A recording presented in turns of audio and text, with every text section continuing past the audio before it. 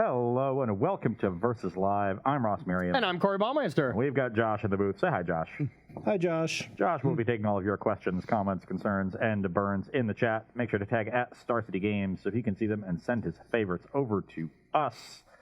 Oh, yeah. We are playing some Historic today for the first time in quite a while, and that's because we no longer have to deal with Brainstorm in Historic. Yes, thank God. I mean, I still cannot believe that they print this ridiculous set of powerful cards in Mystical Archive, and they're like, okay, we got to pre-ban some of these. They're too good. Yeah. But Brainstorm, that goes right through. That one just slide it right on by. We only printed some of the best blue cards in history and threw them in. But you know what? Lightning Bolt? Let's get that out of there. That's too good. Too good. That's too good. But Brainstorm, the best draw spell of all time, makes it on in, wreaks havoc for a couple pro events even.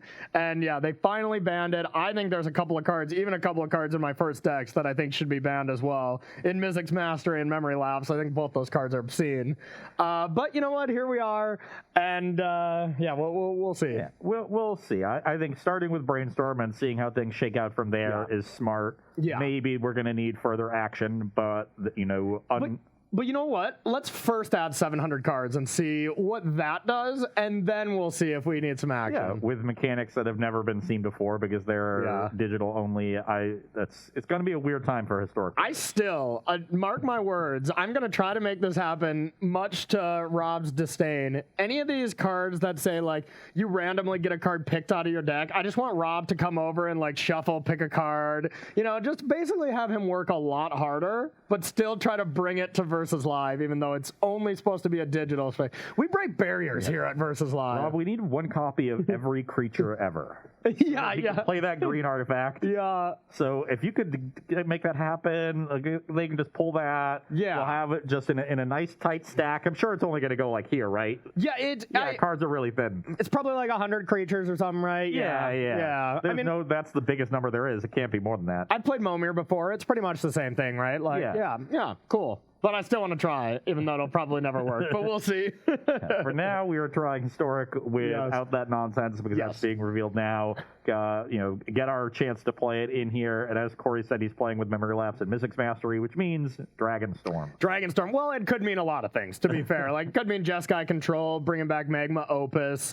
Blue and red decks are still pretty dominant in Historic. But for the most part, it's been really fun. I've been playing a decent amount of tournaments that have been on Melee. And, I've thoroughly enjoyed them. I think the format's pretty cool. There's a lot of depth to it. I think blue is, of course, overpowered in Historic, but not unbeatable. Yeah. Definitely not near the level it was when it had Brainstorm, and the decks also just had this incredible level of consistency. Yeah. It killed a couple decks, like the Indomitable Creativity deck. I think that deck was just obscenely good. But that is a deck that needed Brainstorm. You're just drawing comas, you're drawing extra Indomitable Creativities. That one really needed Brainstorm, and I don't think that deck's very good now. But, definitely need, when your deck has that huge disparity in the quality of the cards, especially that, and high diminishing returns on cards. Yeah. That kind of card selection for Brainstorm, extra important. Totally agree. So as Ross was saying, I'm going to be playing my favorite deck in Historic. I love it. I haven't gotten to play it in a tournament, but if I ever get a chance, I think it maybe even next weekend or whenever the SCG Tour brings a Historic event, I'm going to be playing this. It's just trying to discard Dragonstorm, bring it back with Mizzix Mastery, either on turn 5 or turn 4. If you have a treasure, you can play Faithless Looting, then Brainstorm. You need 3 dragons to win. The 5/4, I should know. Terror the Peaks. Yep. Into Bladewing the Risen. Bladewing goes to the graveyard, deal 4, return the legendary copy, deal 4, return the legendary copy, deal 4. Get this loop going. You can also just do it by, let's say, Prismari command on turn 3, discard Dragonstorm, and one of the dragons. Doesn't matter. It doesn't, either Bladewing or Terror of the Peaks. Then turn 4, you can just play Mizzix Mastery, bring back Dragonstorm, get 2 copies. Bladewing, bring one of them back, and go off from there. But yeah, that's pretty cool. It is a pretty cool deck. Yeah. And the fact that Mastery into Dragonstorm gives you the two storm that you need, you only need one more to make everything work.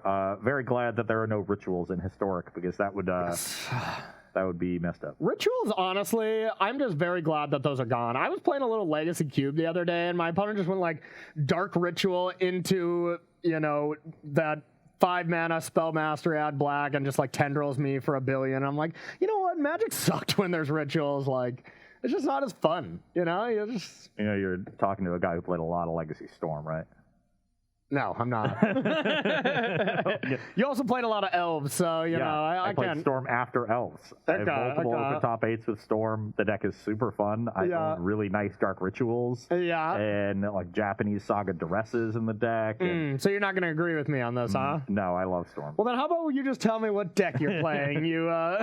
So, as Corey said, the Is It combination seems to be the most powerful color combo in the format. So I'm, of course, playing Orzhov. Of course. Yeah. I think this deck is very good, though, too. Yeah, this is Orzhov Auras, a deck that I think we saw drop off under Brainstorm, but now that the blue decks are a little bit less powerful, this is one of the decks that is poised to fill the gap and say, you know what, now I'm on your level again, and it can compete toe-to-toe, because the deck has a ton of resilience if you're a removal-heavy strategy, because there's so much built-in card advantage with SRAM and Core Spirit Dancer. It has a great clock, which will be important in this matchup against combo, but I also have some disruption with Thoughtseize.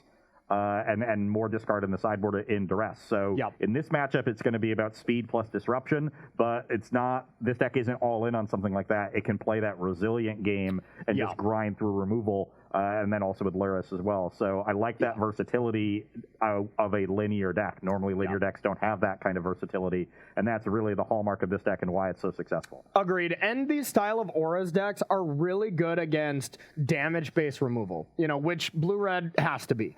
There's not really too many good ways. You have like Brazen Bars to bounce stuff and stuff, but that's not really great removal. So I think that is why this deck has remained tier 1 and will do so for, until we get 700 cards added to Historic. So. Yeah, then who knows? Who knows, yeah. All right, shall we battle? Let's do it.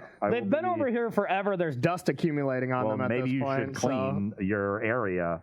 Come on, Corey. You get that half of the studio. I clean this half of the studio. The directors have to clean over by their area. It's a partnership here. I didn't get that memo. I'm sorry. It's a partnership here. We're like a family here at Star City Games. Oh, so just like Olive Garden and Fast 9, we're family. Yeah. Okay. Which means I'm going to get really, really loud so people can hear me and yell at you about mundane things. Wow. Yeah, that's what you do anyways all the time. So. And now you know why. Because we're family. Yeah. Well, I'm honored. Oh, God. You know what isn't family is this hand, because it doesn't really work well together. Oh, so it's my family. We're going to get disowned during the show. Yeah. Good thing my family's already disowned me, so they don't watch the show. So, yeah. Oh, man. Yeah, I don't think I can keep this hand, especially on 7. The Heliod's Punishment's pretty bad. My mana is awkward. I need to draw another land basically immediately for this hand to do anything. Okay.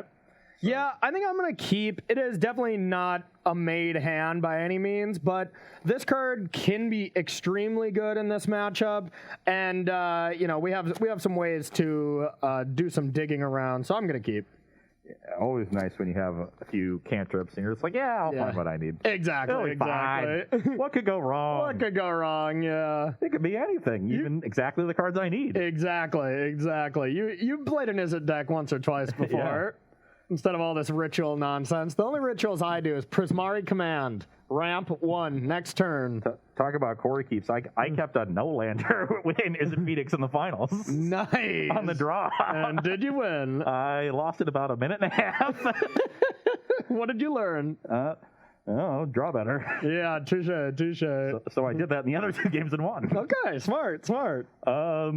Not a great hand on 6, but definitely one we've got to keep. So obvious card to put back there, and I will lead on a tapped Godless Shrine.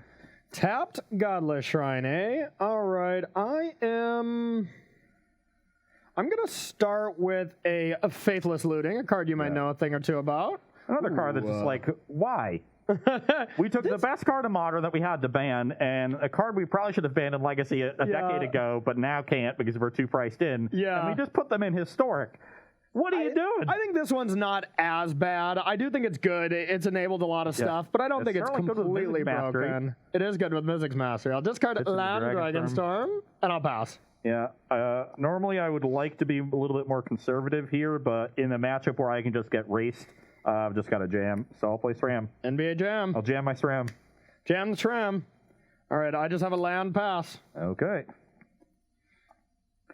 I will play Cartouche of Solidarity on SRAM. Okay. Draw a card. Yep. And then I need a 1/1 Vigilance, I believe. Yep. I have drawn heinously. I will attack for 3. All right, I will take it. 17, and I'll play another tapped Godless Shrine. Ooh, we like that, because I have my 1 of Anger the Gods in the main. Then I'll pass to you, buddy. Your Cartouche is not exiled, though. Yeah. Yeah. Relevant with Luris. It is, yep.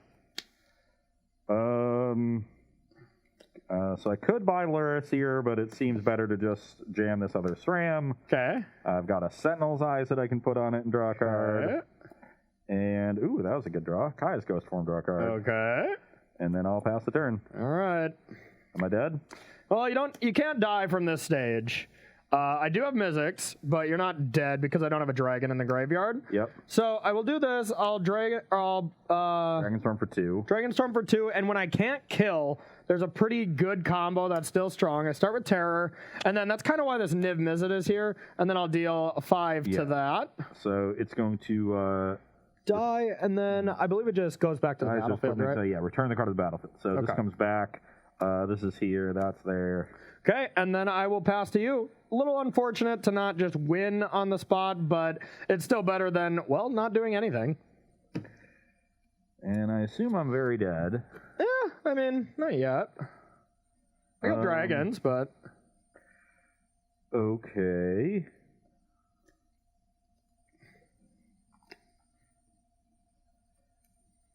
You got a SRAM, dude, so party on. Party on indeed. Why don't I play Myers Grasp on your Niv Mizzet? Okay. And draw a card. Yep. My Niv Mizzet has been weakened. Then I'll play Bright Climb Pathway, Core Spirit Dancer. Okay. And Sentinel's Eyes on the Spirit Dancer. All right. Draw a card. Sure. I believe you draw 2. 2 cards, right? yeah, sorry. Draw 2. And I'll pass the turn. Okay, so that's a 3/5 now, right? Yes. Okay. All right, I'm going to draw a card. I'm going to get a trigger. And... once again, put my companion on an adventure. Very smart of you. Oh, Mizzix Mastery gets exiled as well. That makes sense. So... oh, I got to deal the 1 damage. Yeah. I forgot about that. Let's go with...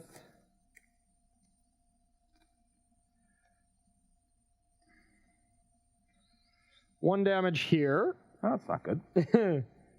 And I'm going to play a land. I'm going to attack for 7. Puts me to 13. Okay. And then I have a Mizzix Mastery targeting Anger. Trigger. Draw. Yep. Deal 1. Yep. Mizzix Mastery. Anger. Draw. Anger. And now this can go upstairs. Yep. 1 to you. I'll go to 12. And then Anger. Anger resolves, and so that means the Niv Mizzet dies. Yep. Anger's exiled. Creatures to the exiled. Forest to the Get to draw graveyard. some cards, and then I'll pass to you. And I'm at 12. That's awkward. 12. Yep. I drew a Thoughtseize, but casting it will turn the terror into a 2-turn clock. Nice. Nice. Is not ideal. You wanted that a little earlier, huh? Yeah, and I could conceivably try to like Myers Grasp the terror, but that's going to save 3 damage if it costs me 3 life to target it. Oh yeah, I kind of forget about that clause. Yeah. So that's not going to save me any damage. So what is my best bet? You have like 1,000,000 cards too. I have 5. Yeah, Mizzix Mastery with Niv Mizzet is also messed up. It just double triggers. But yeah. I've drawn Magic cards. Yeah. Should have considered drawing Yu-Gi-Oh cards. Maybe I can just jam and try to get very lucky and win next turn. I would like if you didn't do that. Yeah. I think that might be my best option, because my other option is to just play land and Luris here. Okay. For no value, just have a lifelinker. Okay. And then but then I can't set it up with the Thoughtseize, so any myriad of things will kill me. Yeah. So let's start with the Thoughtseize. Dang it. I imagine you're taking Niv Mizzet. At least I've two good cards, but yeah, Thoughtseize, I was like, yeah, you better take it, because if not, that's 5 to your face. But yeah, so let's take the Niv. I'll go to 10. Okay. The prophecy will be foretold, though. So yep. Then I have SRAM Core Spirit Dancer. Okay. And now I can Sentinel's Eyes the Spirit Dancer, escaping again, drawing 2. Yep. You know, this is a perfect deck for you. It's just as annoying as oh, never mind. You're and pass the turn. Okay. All right. Draw.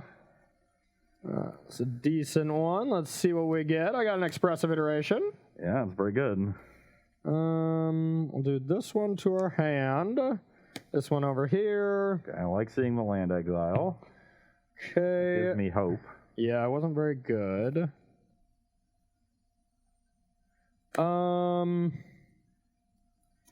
So let's go with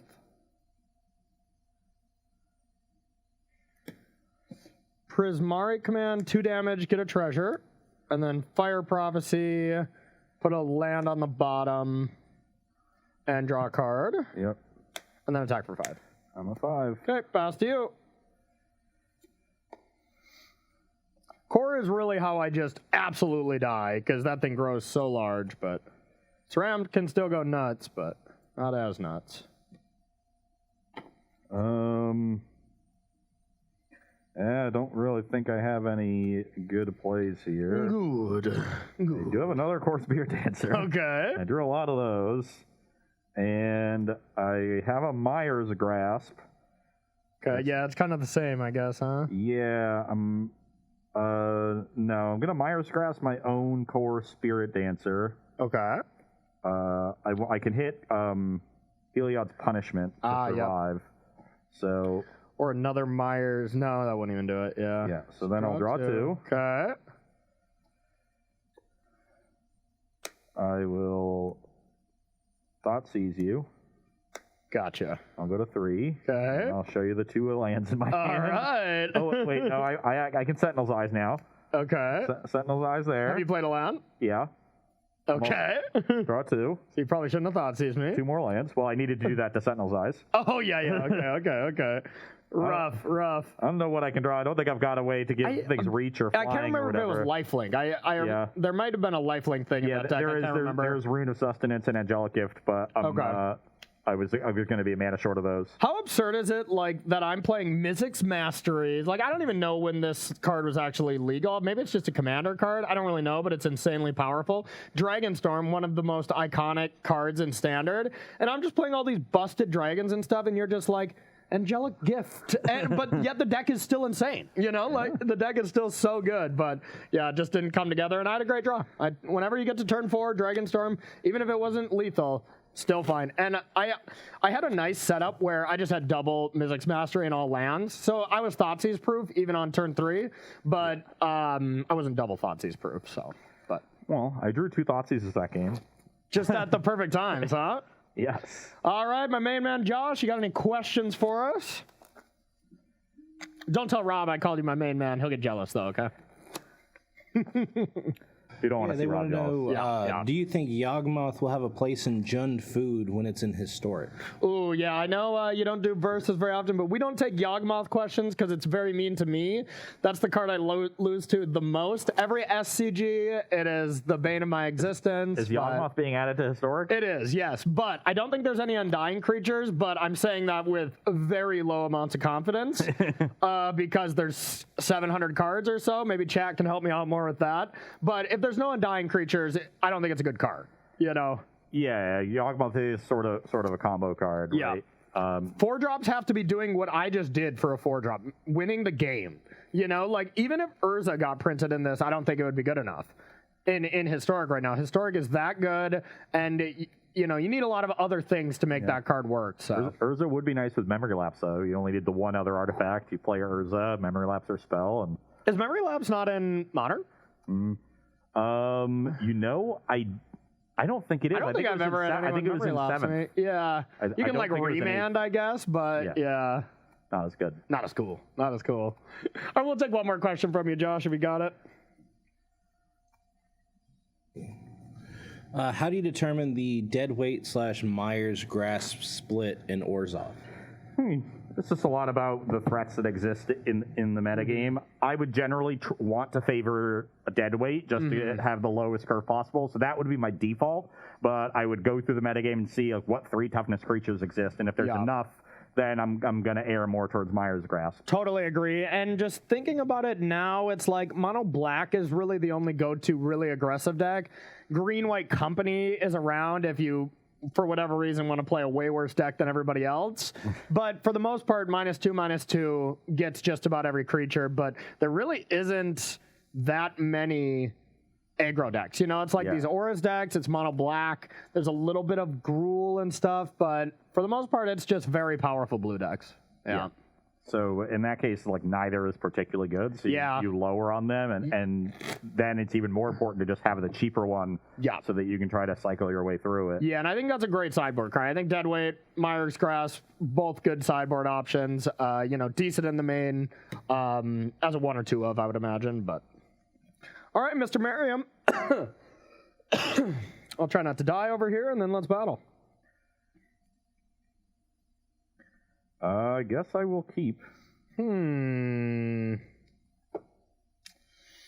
I feeling lucky? This would be the first Corey keep of the day. I'm up against the Thoughtseize deck where mulliganing is bad. No, I don't even have a way to discard. All right, I won't keep the 1-lander. Oh, thank God. I was tempted. If I had Faithless Looting, for sure, I'd snap that off. But if I had a Prismari command at 3 to be able to discard Dragonstorm and it was all wrapped up, I'd probably keep. Because if I hit 2, I'm getting my land drops. I have 2 iterations and a search, but... Yeah, and you just fire off an iteration on 2, not really care about the card advantage because you're just trying to set up your combo. I'd probably still start with search because it's kind of the same. Sure. Yeah. Yeah, you got another 2. Yeah. But I will mulligan. God, it's just going to be another one of these days where I mulligan infinite and Ross just never mulligans. Just kidding. Ross mulliganed so many times, I literally lost count on Tuesday. I think you mulliganed 15 times in that last match alone. You went to 5 like it was your like it was your job, I went to 4, then 5, then I kept a risky 7 and bricked. Good times. I had a blast. All right, this hand is not great, but we'll keep. Yeah, I will lead on Courtyard Hateful Eidolon. Okay. Pass the turn. So hateful. All right, I'm going to go with the Canal and Faithless Looting. I will put Terror of the Peaks in the yard and a mountain. Pass to you. Yeah, I'm going to get in for 1. Beatdowns. And play a Core Spirit Dancer. 19 to 21. Yep, you're up. Okay. That's not the best draw I've ever seen. Yep, exactly. Now let's go with... Pretty sure what I'm going to do on turn 3, so I'm going to go with the Canal and... go with the odd play of Expressive Iteration. Okay. Essentially just put 1 in hand. So yeah, I'll put this in the hand. Which dragon do I not want in my deck? I think I can safely exile this one for good and put this one on the bottom. And I'll pass to you. Classic Anticipate. Yep. I didn't hit a land with that anyways, so not bad. We're going to need some help here, chat. Okay, I will cartouche the Spirit Dancer, draw a card, and get a token. Okay. And then I will Inquisition of Kozilek. Ladies and gentlemen, we got him. We got him. Back for 4. Okay. Brings you to 15. I gain 1 to 22. Yep. Pass the turn. All right, I will draw.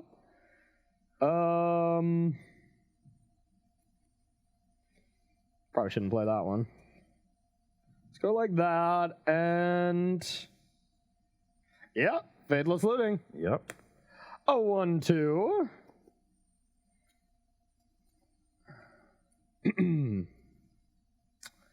Now let's go with, let's discard a Niv Mizzet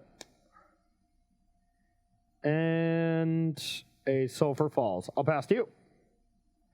Did not discard Dragonstorm, so not great. Okay. I will attack for 5. Okay, I'm down to 10. I go to 23. Yep. I will Thoughtseize you. Okay, I added 2 cards.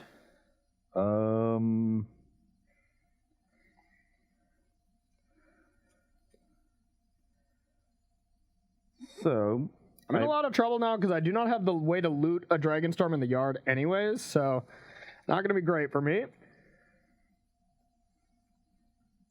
So, I've got a couple options here.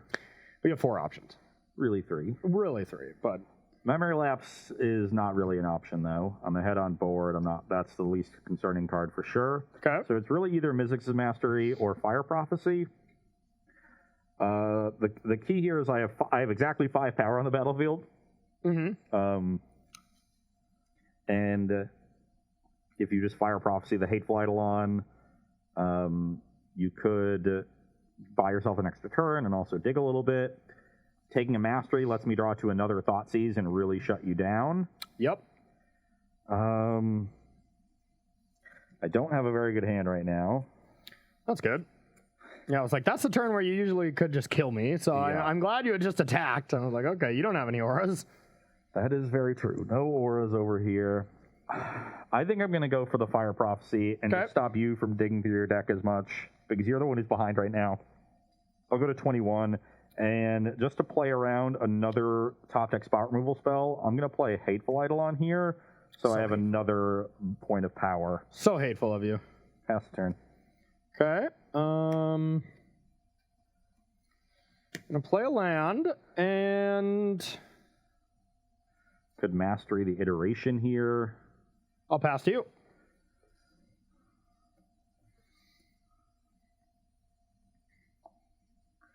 Wow. That good? I will attack you for 6. Yeah, no point in me trying to interact. I'll just go down 4. You can be at infinite 4 if you to want. 23. Sure. I don't want to play a bad spell into the Memory Lapse because that takes away my next draw step. Yeah, you have to draw it. So I will buy Luris Okay. and play a tapped Godless Shrine and pass. End step. Prismari command. Probably the best possible draw. I'm going to go with make a treasure and loot. If we find Dragonstorm, you're dead. Okay. Those aren't Dragonstorms. Now, I'm dead. Let's get rid of one of these. And so I think I need to keep land. If I Mizzix, no, that's not enough. Well, regardless, I don't need 2 Mizzix now because I'm going to die anyways. All right. Okay. Yep, we got to draw like a looting or something into Dragonstorm, so this is pretty bad.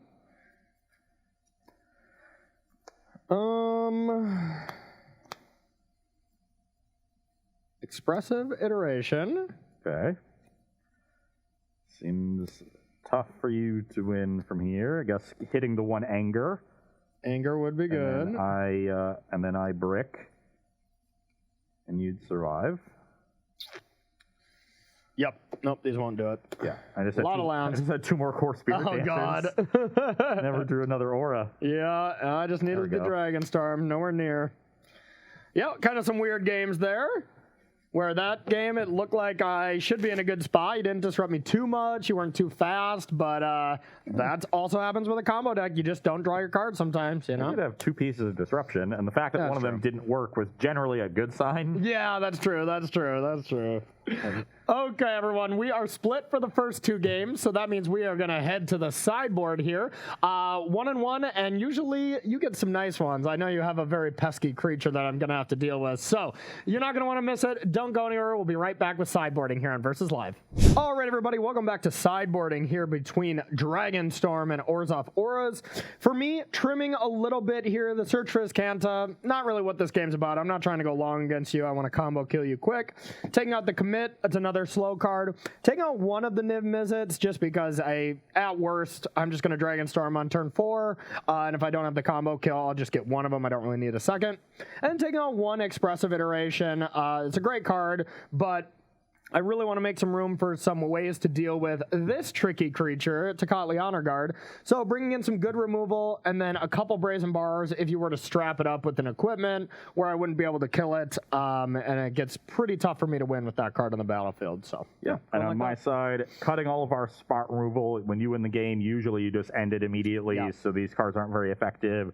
Rune of Sustenance providing lifelink, also not effective when you're dealing an unlimited amount of damage. Yeah. So bringing in Disruption that is much more effective. We've got our Tocatli Honor Guards that Corey mentioned, a little bit more discard and dress, and then go blank, which is a great way to, stop a Mizzix Mastery, cost 1 less than it, so usually you're all set up, ready to go, and I'm just like, okay, take your graveyard and strip you of resources, so it's even harder for you to recover. It's very tough. It's the best card. Yeah, so that seems great. And then I'm swapping out the Claim Fame for Demonic Vigor, and neither is super effective since you have both exile removal and bounce removal. Yep. You do have stuff like Fire Prophecy that it can be effective against, so they're both fine, but the fact that Vigor is also just a proactive aura play, when I'm cutting a good amount of my auras, that makes me want it a lot more than Claim here. Makes sense to me. Yeah, I think I found one matchup that I really dislike, and it's the mono black Snow deck.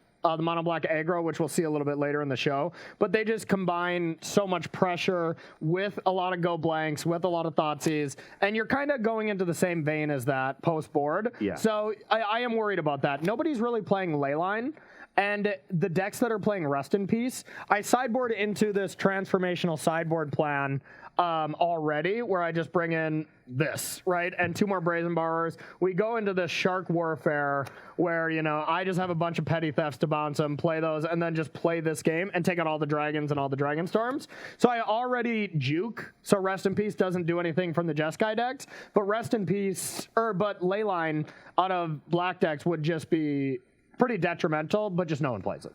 Yeah. So Go Blank is the closest to Leyline that people do play because it's so good.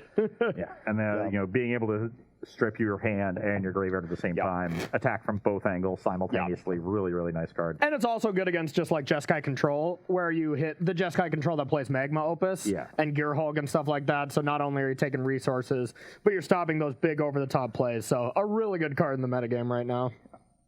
Who would have guessed Mizzix Mastery has warped the metagame, huh? Weird. All right. Okay, you're on the play here for game 3. Yes. I'd like to go first. Okay.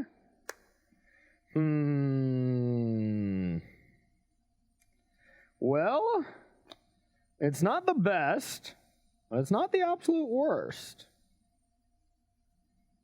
Yeah, I'm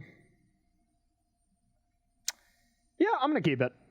Against the Thoughtseize deck, too, you're really inclined to keep hands even if they're a little weaker. Yeah. And my hand looks solid, so I will be keeping. Steamman's pass. I have Godless Shrine untapped, go to 18. And but you tapped it. Yeah, for mana. Okay. All right, 18, and I'll just put this Dragonstorm into the graveyard, and we'll call it good, right? Take that Anger of the Gods. Yeah. And then I will pass. Okay, so now we just need a loot effect to get rid of some of these bad cards. Faithless Looting will do. We'll discard these. I'll play, I gave you some information, but whatever. This is your turn 1. Oh, yeah. I probably shouldn't play 2 lands, huh? Well, we'll let you know I have a canal. How about that? That's good news. Certainly good news there. Yeah. And I will be playing a Plains and a SRAM. Okay. Pass the turn. Yeah, Faithless Looting would be insane if you also got to just play a land. All right, I'll play this and I'll pass to you.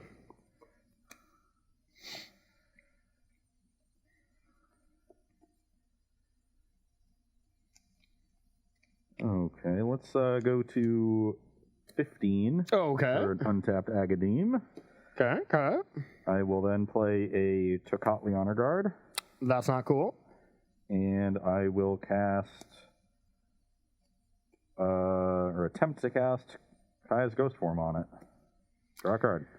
Yep, resolves. I'll attack for 2.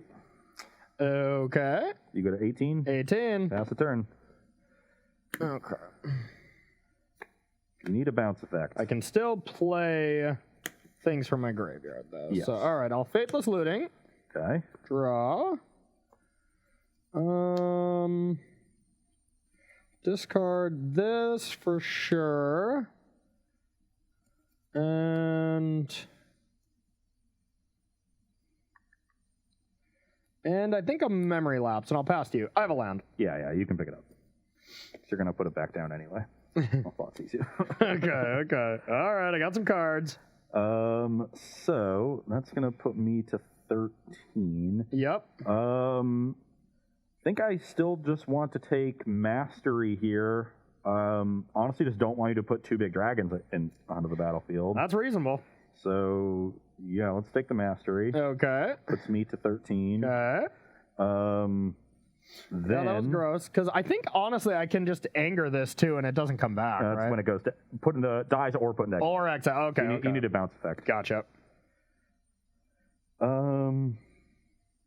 Okay, I will play Cartouche of Solidarity on SRAM. Okay. Warrior, draw a card. Gross.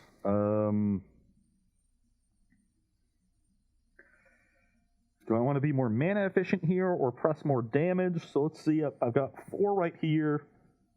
Next turn I'll have 6. Yeah, let's just be mana efficient. Okay. I will Angelic. Oh. I was just saying. Actually, no. I've changed my mind. I want to get Saram to a 4 toughness in case you draw Anger or Fire Prophecy. I like that. So that let's Sentinel's Eyes it. Okay. And draw. Okay. Those were not very good draws. Good, I will good. attack for 5. All right, I'm down to 13. Vigilance, right? I'm in trouble. Yep. Yeah. So you're at 13. I'm at 13. I'll pass the turn. All right. We need to find some good ones. And I need to find 1 more point to kill in 2 turns. Because I have 6 right now, and Corey's at 13. Let's start with iteration. Those aren't great. I will put this into my hand, and I'll play this land, and I'll put this on bottom. And yeah, pass to you. Okay. Corey doing a little bit of flooding here. I always like that. Yeah, I bet you do. I bet you do. Okay, I am going to...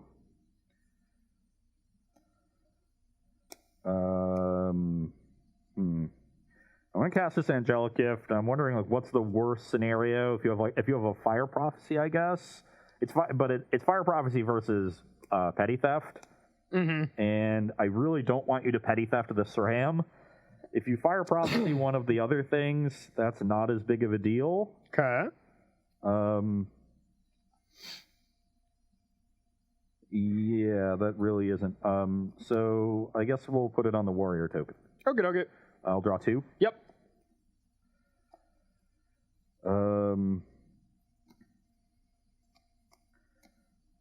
I will then attack for 6. I'll take it. Puts you to 7. Yep. And then I'm going to play another Honor Guard in case you have Petty Theft and you're trying to set up. Okay, rude. And a tapped Concealed Courtyard and pass. Well, I have a Petty Theft. You're a jerk. I guess I'm going to go with Bounce the SRAM. Put this on an adventure. Untap. A draw. It's an interesting one. All right, I'm gonna play a land, drop a terror, pass to you. Big creature. That is scary. No, it's terrifying.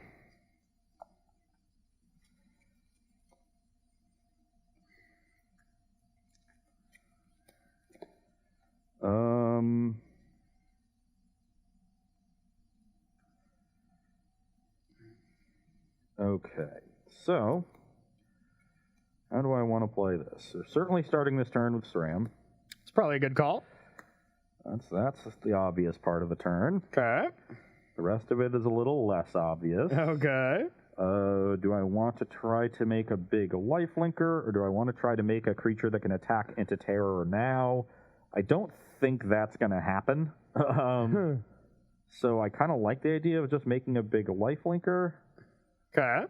So let's play a Hateful Eidolon. Okay, very hateful. And let's Sentinel's Eyes it.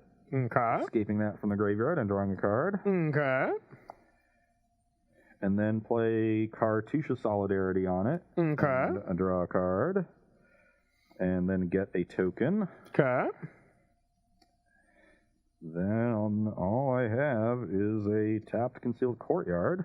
Done. And I'll pass the turn. All right, I have a sweet turn. I have a sweet one. Okay, so I'm going to go like this, and I'm going to play Anger the Gods.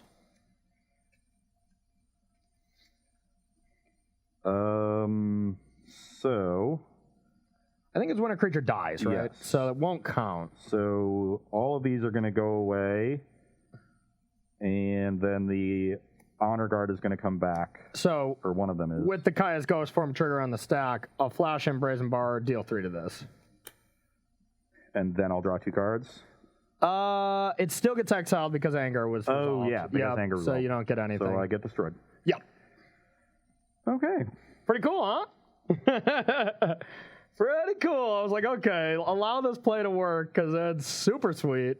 And there's not really much I could do. No, not really. And here's the thing, though. I'm still in a bad spot because it's like, what am I going to do with these flyers? You're at 13? Yeah.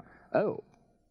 You just have lethal in the air. Okay, all right. I'll attack. I'm at 8. All right, pass to you. And I have no removal in my deck. True, but you could just kill me, I guess, but... How is that happening? Auras! You're an aura deck. Yeah, but I don't have, like, the big auras that... Well, in that case, my play was just awesome, then. Yeah. Like, after you bounce the SRAM, like, I don't think I could have made 2/4 toughness creatures. I just couldn't beat the Anger. Does that make you angry? Yeah, I mean, your hand was bad, and you once again drawn your way out of it.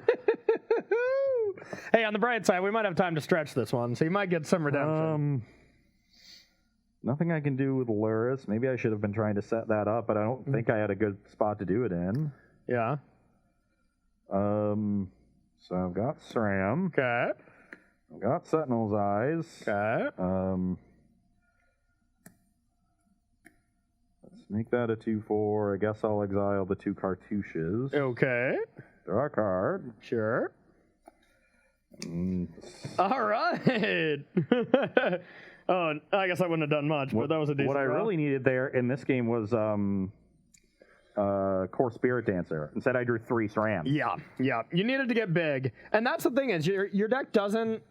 These aura decks have sided away from like, what's the white card that pumps? Ethereal Armor or All That Glitters. All That I don't Glitters. think Armor is in Historic. Yeah, So I don't think that's they their. can play All That Glitters, but they're not. But they're not because of Core Spirit Dancer. That is, it glitters. You know, it already glitters, and it's usually not about winning right away. It's usually just about winning that resiliency battle, because since Time Warp went out of the format, you didn't have to just be that fast. Now things are like Jeskai decks, where Kaya's Ghost Form is more valuable than All That Glitters because it just survives through Wrath, But there is a cost when you play against a combo deck, and this is like the only combo deck left, but, still a cost. Yeah, we'd love to have an All That Glitters. Although I haven't comboed yet. I've just put in some dragons so far. I'd like to just combo kill you this game and really shut the door, A little awkward that I also had to deal myself extra damage. I drew the Agadeem. If that's just another shock land, then you're 1 short of killing me. Yeah, then I probably attacked for like just Brazen Bar, play another Terror,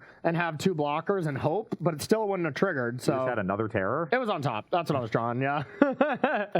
Okay. Yeah. I had Dragonstorm, Memory Lapse, 6 lands, so I would have just been able to play Terror and hope for the best, but that would have probably been pretty good. Yeah, I think that would. All right, Josh, you got any questions for us? Yes. Why Honor Guard over Hushbringer? I think starting with the third point of toughness makes it a lot easier to get it out of range of red removal. Yeah, Prismari Command is very common in these blue decks because the loot is so effective.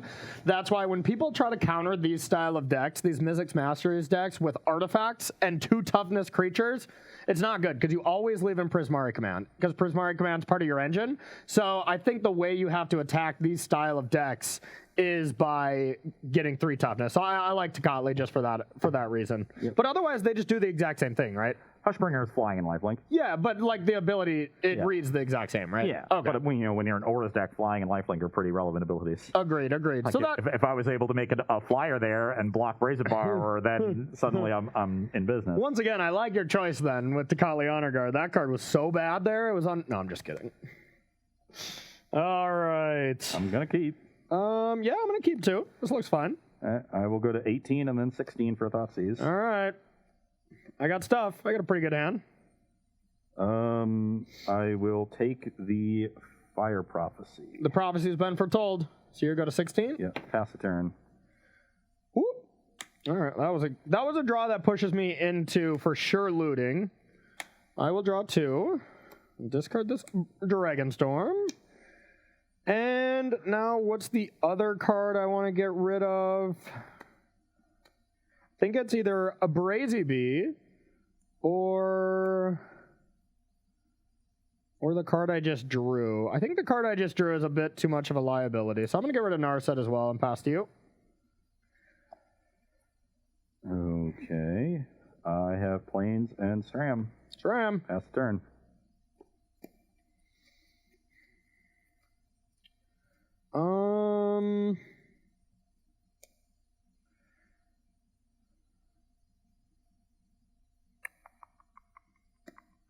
All right, I'll looting again. I'll discard this and Mizzix Mastery, play Steam Vents tapped and pass to you. Interesting. Probably drew another Mastery. You don't know my life. I think I do. Oh, okay. Now I drew an interesting one. I don't like that. 2 in hand? 2 in hand. Well, I have 4. Yeah, 2 unknowns, sorry. 2 unknowns, Borrower, and Sulphur Falls.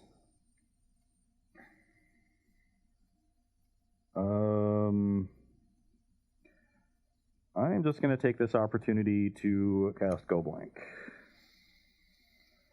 Ugh. No. It seems good. I'm blank. I don't know what 2 cards are going to keep, but I don't think they do enough.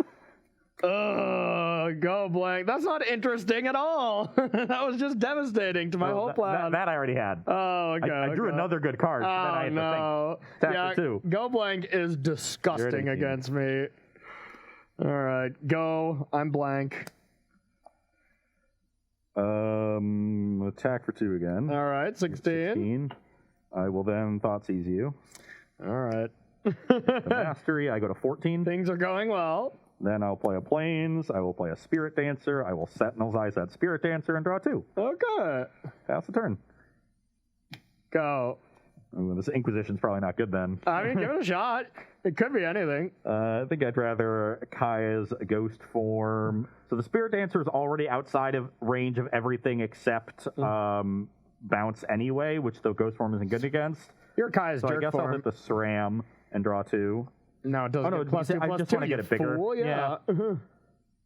You fool. Yeah, let's correct that. That was I've gone blank here. Me going too deep. And I'm just going to tap land and buy Luris. Okay. And attack for 7. All right, down to 9. Pass the turn. Ugh. Okay, so these are both equipped here. All right, I'll just play Anger. I'll still play Anger. So Anger deals with the SRAM. And I think I want to... No, I have to play it. Okay, pass to you. I have to draw... No, I have no draws. Attack you for 5. Okay, I'll take it. 4. 4. I have a Godless Shrine, a Luris, and 3 more discard spells. You can go. Nice. Ooh, I have a Bladewing there isn't. I'll lose. We get a game 5. Gotta love it. Yeah, I mean, we just saw Go Blank there. I was wrapped up because when I discarded Mizzix Mastery, I was holding 2 Mizzix Masteries. I was wrapped up. All I had to do was Faithless Looting the next turn, make sure I hit land 4, and you are dead. Yeah, well, once you cast the second Faithless Looting, you're actually down a significant number of cards, and then the Mind Rot is really, really strong. Yeah, exactly. I didn't really interact too much, but just set up the whole first 2 turns, just set up the combo. Didn't have Memory Lapse or something to be able to counter Go Blank. Yeah. And then if you just have Go Blank, I just can't win. Yeah. And once I take the Fire Prophecy, the only thing you could do is bounce my 2-drop with no auras on it, which is not a great play. Not good at all. That's why I don't even know if Brazen should be in here, but Tecatli is a card honestly, I don't think I've played like 20 matches with this deck on Arena just because I think it's fun. But I haven't played against a Tecatli Honor Guard yet, and I don't know if I've actually even played against an Auras deck, to be honest. So you play against the Wild Wild West online, let me tell you. This was the deck that won the Inside event. Oh, okay. Yeah. Nice. All right, I will go first.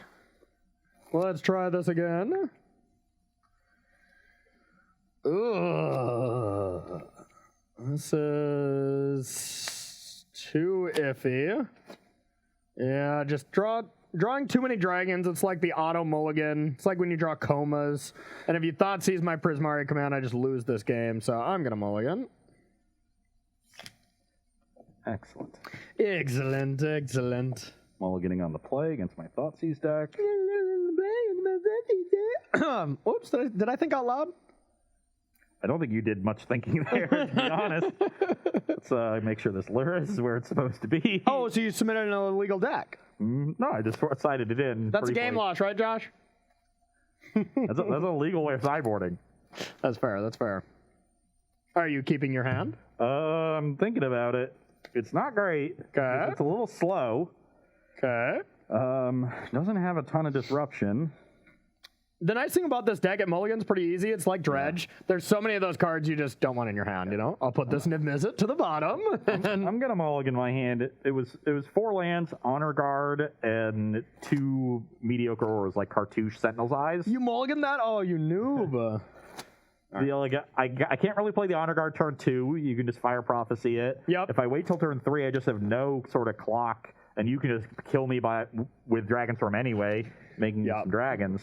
This is the start of your mull to 3, right? It's going to be no lands this time, then it's going to be all lands. You're like, I can do better on 4, and then you're going to keep a nice 4, and just tilt off. Start your Versus Live afternoon off, right? If I could keep 2 lands, Thoughtseize, Core Spirit Dancer, that can get there. Yeah, probably. I'd be afraid of that hand. Speaking of that hand, I've got something close, and I think I've got to keep this on 6, but I can kind of see where this is going. Okay. I guess I want to put that one back. I got a Steam Vents tapped, and I'll pass to you. Oh, God. Why are you doing this to me? I cursed you, I know it. I'm going to Thoughtseize you. Okay, my hand is decent, but I waited to Faithless Looting because, I would rather you don't get all the information. And I don't have any cards I auto want to discard, so waiting on Faithless Looting when you don't have like Dragonstorm or Dragon is usually valuable. I am going to take the Narset. Yeah, Narset's pretty good on the play sometimes. Okay, now I think since I do not have a 2-drop, I'll Faithless Loot. And we'll discard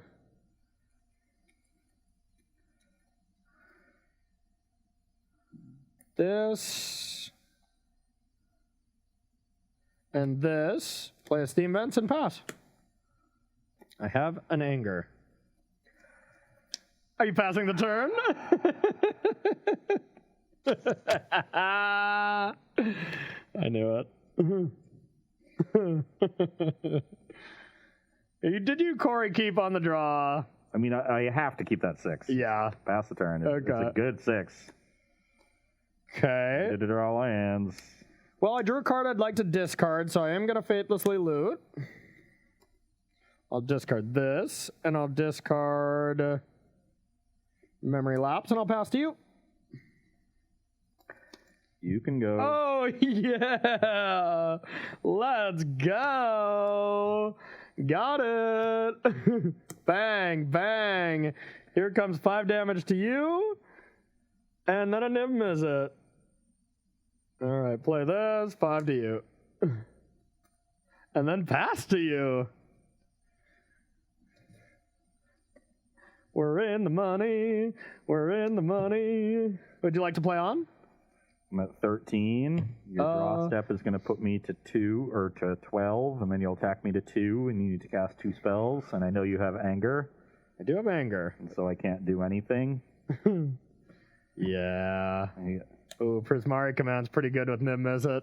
Draw 2, play the spell, deal 2. Prismari Command deals 5 when you have Niv Mizzet in play, which is kind of messed up. I think that was my 6. I don't remember which aura it was. It was one of the 1-mana auras. Sure. And I put a Saram on the bottom, so I just drew. Yeah. But I don't, I'm not beating this draw with my 7. Yeah, the thing is, with this hand, the one thing you really want to do is draw land number 2. You can talk about me keeping the 7, and it might have looked better to do that, but my 7 Garnet is never beating that Narset. Yeah. Because I can't play my creature on turn 2. Yep. I'm sitting there doing nothing, and you just get to freely land Narset on turn 3, and suddenly, I'm just too far behind. You have so much time to set up something. Yeah, and when I'm on the play against these Auras decks, I even like to sometimes bring in a 3rd Narset, just because it stops that Core Spirit Dancer Shram stuff from going absolutely insane. It's actually not bad. Every other aggro deck you want it out of there, but it's decent against Go Blank, and on the draw it's too slow. But yeah, I will say it's not a bad one. I honestly think I might want to leave in a couple Heliod's punishments in this matchup. It seemed like you were just naturally putting dragons into play in a lot of the games, and I needed to just deal with a big flyer at some point. I could see that. But they don't deal with it. They slow it down. Yeah. It doesn't even shut off the ability, does it? It loses all of its abilities. Oh, losing all ability. Yeah. Okay. Except for, so you get 4 turns, which is probably enough. The thing is about the, removal against these Dragonstorm decks, I think it's awful unless you're already disrupting me a lot, because then you force me into those positions where if I can get 2 dragons, I'm like, sweet. But that's what I'm doing. I have a huge pile of discard and Kali Honor Guard. So I agree with you. It's a narrow range where the card's good, but this deck is in that range. With Tecatli in the deck, that does make a lot more sense, because I'm still, if you go to Tecatli turn 4 and I have Mizzix Mastery and Dragonstorm in the yard, I'm still going to put 2 5/5 dragons into play. Yeah, and then if you can contain them, the peaks and go to town. Yeah, but I absolutely love this Dragonstorm. It's pretty cool, though, isn't it? Oh, it was a sweet deck. I was mad when you picked it. Yeah, it was. I think the person who played it was Sam something. Just went, exiled the Swiss, won top 8, lost in top 4 to someone. And the deck just looked awesome. I started watching, I think they were streaming, so I was watching their stream a little bit, and I'm started playing it after that. And it was I got done with my stream, and I started playing it, and all of a sudden I looked down, and it's 1:30 in the morning. I'm like, okay, I have to go to bed. Because I was just having so much fun. So, really cool deck. I'll be taking down the first one. What do you got up against us next? So I'm going to be playing a little 5-color Niv Mizzet. Yes. Very cool looking deck. And, surprisingly, the list is not very spread out. So they're just playing the good cards, a lot of different multicolored cards, but it is I like that. I don't want to, if your Niv Mizzet draws 3 cards, that's great. You don't need it to draw 5 and 6 cards. So, Agreed. Was a big fan of how disciplined they were in building the list. So let's see how it goes. Yeah, the deck's awesome, and I think Niv Mizzet is poised to make a comeback with Brainstorm going out, and Time Warp was the big one that shut that deck down. Yeah, just too many decks that go over the top. Yeah, exactly. The Valamakis decks were Valasmacking that deck's up, that's for sure. I'm going to be playing Jeskai Control featuring more Niv Mizzet. This show is really sponsored by Niv Mizzet, of all kind of varieties. This is one of the Jeskai Control decks that did pretty well in the Inside event as well. There was 2 types of build that people were doing.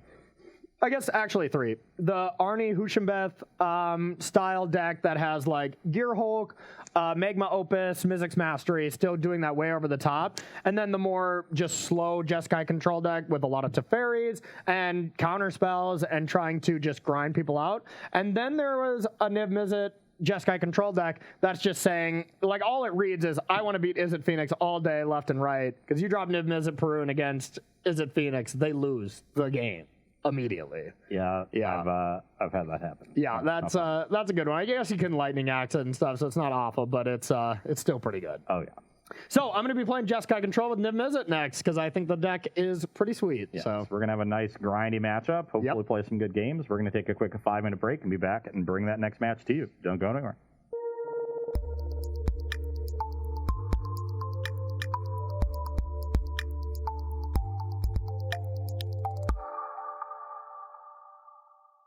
All right, everybody, welcome back to Versus Live. My name's Corey Baumeister. And I'm Ross Merriam. And we got Josh in the booth. Say what's up, Josh. What's up, Josh? Josh will be taking all your questions, comments, concerns, and burns aimed at Ross Merriam in the chat. So make sure to tag at Star City Games, and he will get his favorite burns that are aimed at Ross Merriam over to Ross Merriam. So today we're going to be playing some Historic, getting into just seeing what the world looks like post-Brainstorm. We haven't played since Brainstorm was banned, and just seeing really what's changed. You know, you think these kind of style Jeskai decks and stuff would be really nerfed with the Brainstorm ban. And don't get me wrong, of course, Brainstorm is insane in these decks, especially when you have like Narset to be able to shuffle away that Brainstorm. You would still have Fabled Passages, but now you just don't have to play Fabled Passage, so your mana base gets better. But the deck lives on. Deck definitely lives on without it. But still a great deck. Going to be playing Teferis and Narsets. This time winning with Niv Mizzet Perun. Well, I guess not this time. Same as last time. I'm going to be playing Niv Mizzet again. But that's the kill instead of trying to, you know, nickel and dime with Magma Opus or Gear Hulk or anything like that. Yeah, still an over-the-top threat, the one that's a little bit cleaner, doesn't use the graveyard, so it doesn't leave you vulnerable to certain kinds of disruption. Yep. Not going to be the best in this matchup, realistically. I'll probably take it out, just because you have, like, bindings, you know, you have removal. You have clean ways to deal with it. Yeah, I mean... I'm still going to beat you with it. But. Yeah, it's still a good card. Yeah. It is smaller than my Niv Mizzet, so... That's true, that's true. When we get the measuring tape out, mine's a little bit bigger. Wow. So I'm going to be playing, you know, Niv Mizzet Reborn. 5 colors, like I said before the break. I really like how clean this list is, just playing the good cards and not worrying about... you know, having this huge range of different guilds so that your Niv Mizzets are maximized. As long as it draws a couple cards, that's great. Yeah. And just going to try to play a normal mid-range game plan. This is a little bit slower than other lists that you've seen in Pioneer or Modern because you don't have that same acceleration. That could be trouble in a matchup like this where you also have a good way of going over the top of me and you have good counter spells to trade for expensive cards, but I have a pile of discard, and that's where the compromise comes in, and that discard's going to be really helpful. Yeah, if you can pair, you know, just like discard spell and then turn 4 discard spell to free up your Niv Mizzet and then draw 3 cards off that, that's how you win these matchups. And I win by, you know, top decking a counter spell to beat Niv and then playing Teferi, you know, and that kind of stuff. I have 0%. So he's dead. All right, so then we're going to head to the third match. No. I will be on the play, however. Okay. Bring it. My card here, and sounds like a Ross Merriam mulligan. I'm going to keep. Ew, my hand started off so promising, and yeah, this is, if I knew I had a blue-red land, I'd probably keep, but I'm going to mulligan that one. That would have been good. Yeah. I think the biggest thing I'm looking for is just making land drops, so I don't mind keeping more land-heavy hands in this matchup. I don't need to interact early, neither do you really, so... So are you agreeing with me that my one land mulligan was correct? Yeah. Oh, okay. I am on the side of mulliganing, Corey. You're the one who doesn't mulligan. What happened last game, Ross? Yeah, I correctly kept a risky hand and got very unlucky. Yeah. Listen as he, you know, as he preaches, not what he does, huh? All right. I'm definitely going to keep this. And, you know, it's kind of weird. I have a decent amount of lands, and to not pitch one of these lands really says how these matchups go. So I'm gonna bottom this card. I'll lead on Indotha-Triome. Okay, I will play a Hallowed Fountain, and I'll pass Only to you. 2 colors of mana. What a Ooh, sorry, I'm gonna play this one. I also have a Sacred Foundry tapped. Oh, no thoughtseies.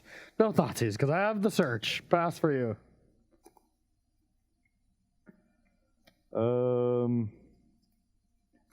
Okay, let's play Glacial Fortress. Okay. And Vanishing Verse the Search. Well, that was not cool. And pass the turn. All right. I have another Glacial, and I'll pass to you. Okay, no Narset to follow up. That's good. That would have been good. Okay, I will Inquisition you. Dang it. I unfortunately have to do this now. I'll Prismari command to get a treasure and loot. Okay. It's because it's basically my only good card. And I'll discard the only card that you can Inquisition, I suppose. And I suppose this Hallowed Fountain show you a 5 and a 6 drop. Okay, I will play a Rootbound Crag and pass the turn. Okay. All right, I'll take 2 and play Teferi. Yep. I will draw a card. Untap. Yeah. I'm going to cycle a Rogran Triumph. Okay. And then I will pass to you. And I will hope that you didn't draw a counterspell, because I have a Teferi. Yeah, I had a counterspell. Lapse it. You're up. Was that a good draw? I'll draw. Okay, those were not the bestest of draws. Not the worst, though, I suppose. So I will play a Sacred Foundry and untap it and pass to you. And I'm just in jam mode. Yeah, resolves. And got a minus on your Teferi. Yeah. It's not great now that you get to land the Niv Mizzet immediately. Yeah, it's top. Third Right, yeah. okay. Then I'll play an Endotha Triome and pass the turn. Really wish I had this Helix, but no shot. And I'll just jam Niv, pass to you. Okay. Now I will plus with this Teferi. Okay. Let's play a Rootbound Crag. Okay. Blue, white, red, green, black. I wonder what this could be. Play a Niv Mizzet. Okay. Okay. Top 10. That's 6. Your Niv Mizzet's such a 10. one-upper to my Niv Mizzet. Brick. That's a hit. Oh, that's a good hit. Yep. Brick. Hit. 3, 6, 9. Brick. Well, only hit 2, but we hit 2 good ones. Yeah. Because this Mortality Spear is going to be castable on my end step when I untap 2 lands. That is true. So I will go to my end step, resolve the Teferi trigger, and then before you untap, I will Mortality Spear. I'll draw a card. Yep. Ping something. Yeah, I'll ping Teferi, and I drew a Pact, so I'll play that. Pow! Light him up! Trigger. Light him, yeah, and trigger, draw, and kill that. Wow, that's why you play 1 Pact. All right, so I'll pay for my Pact. Draw 1 to you. 19. I'll play a land, and I will pass to you. Yeah, that was nice. Unbelievable. That was unbelievable, actually. And you can only play 1 Pact in these kind of decks, you know? You can't risk that kind of stuff. I will attack for 6. Okay, I'll take it. Put you to 14. 14. I will cast Expressive Iteration. A draw card. 1 to you. I go to 18. Yep.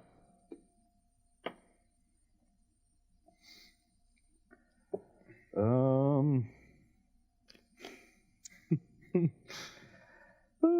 don't know what my graveyard has to do with your things, but I'll wait and find out, I guess.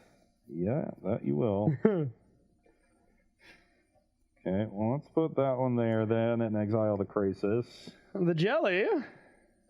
Okay. And, although it's actually very awkward since I have 2 ETB tap lands in my hand. Well, your deck is all ETB tap lands, to be fair. So. I have no. Why is this land in my deck? Ooh, that cannot be right. That can't be good.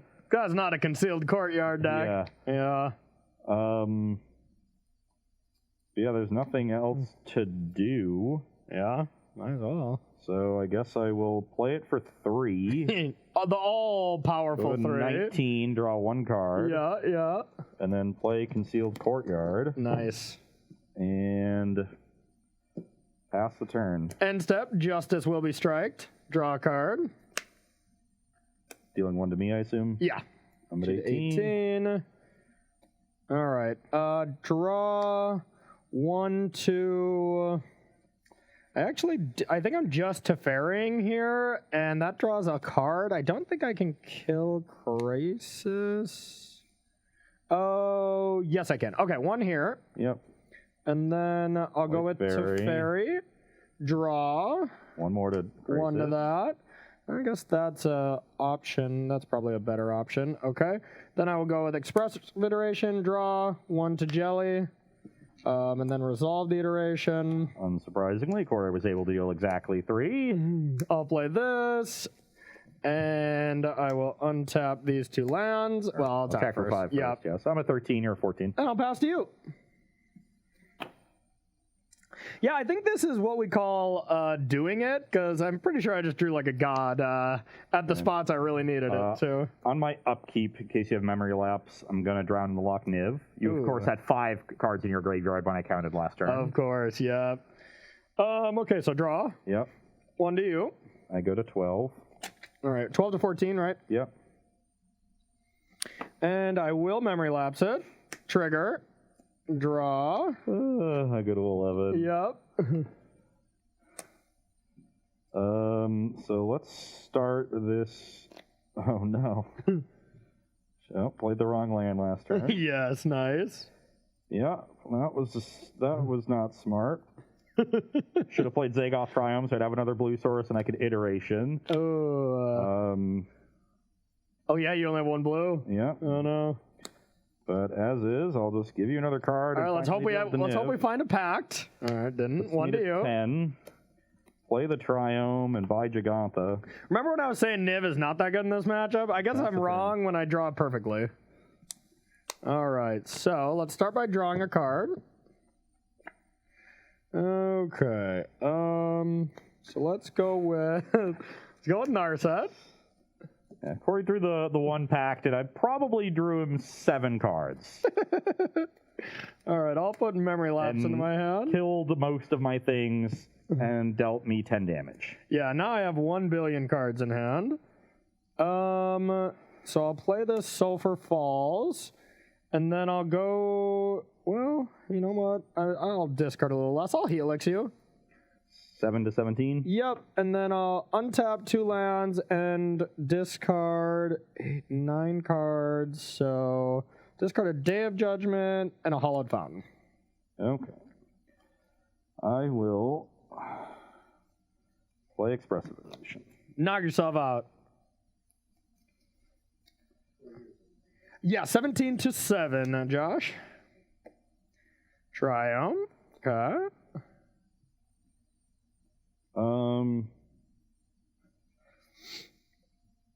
Actually, I'm gonna reverse that. Okay, so you're gonna get a little cycling. Yeah, if I want to. Yeah. I will Vanishing Verse the Narset. Memory lapse. Put it on top because it's gonna be useless next turn, anyways. Well, sure. Oh, I mean, I'll get all my use out of it. Yeah.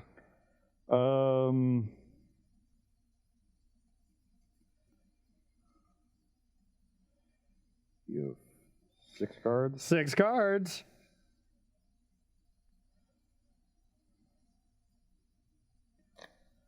I have 2, 4, 6, 9 mana right now.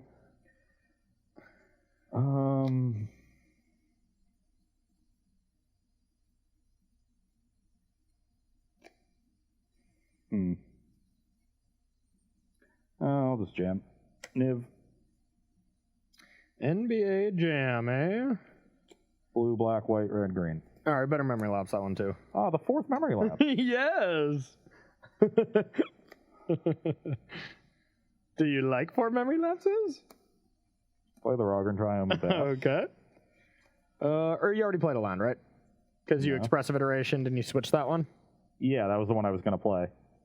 So I basically did this What did you iteration away then? What did you iteration in the exile? Okay. Verse that you memory lap. Gotcha. I just couldn't remember. Okay, I will draw. Now I will draw with Teferi. Narset. 1, 2, 3, 4. I'd like to take this Niv Mizzet, but that's not possible. You're at 7. Okay.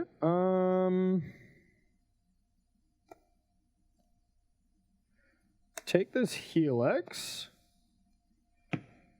And I will cycle a Triumph. I will cast Expressive Iteration. I will put this into my hand. This is going to be played, and this to the bottom. And let's... Do we need to take... Well, before that, let's... My hand is not very good. I'll cycle. I'll play this. Do I need 4 mana? Sure. Go to 15. 15. And then I will untap 2 lands. You probably have to discard. And yeah, more than likely.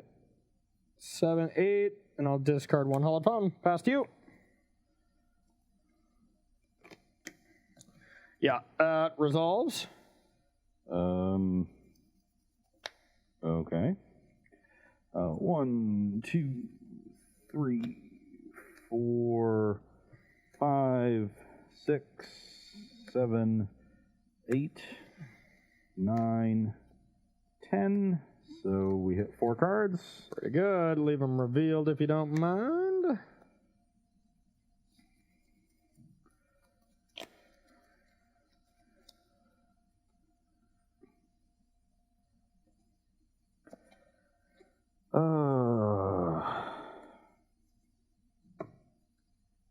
Let the Niv resolve.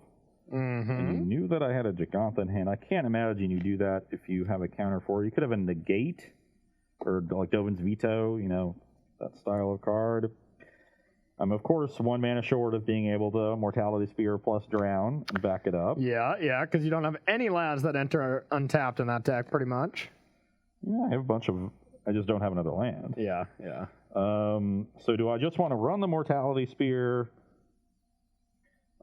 into a counterspell? Because I can, you know, just start attacking the Teferi down 2, though you probably have a removal spell for it. It's not yet going to ultimate. I don't want to play another creature into a Wrath. That's probably sitting in your hand as well.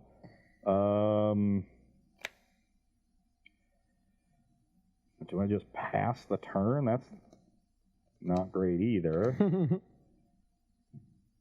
Yeah, I guess I do just pass. All right, end step, I will Lightning Helix you.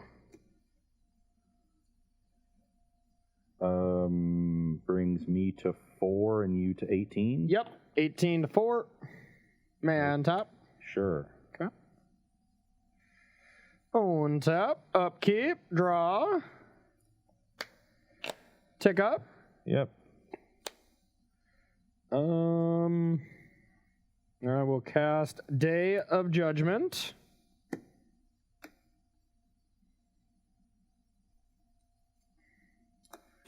And I will play a land. And I'll move to end step where I'm going to untap some lands. With that trigger on the stack, Okay. I will Lightning Helix your Narset. Helix my Narset, eh? Okay. Brings me to 7. Yes. And I'll go to my turn. Yep. No, I untap these, but Yeah.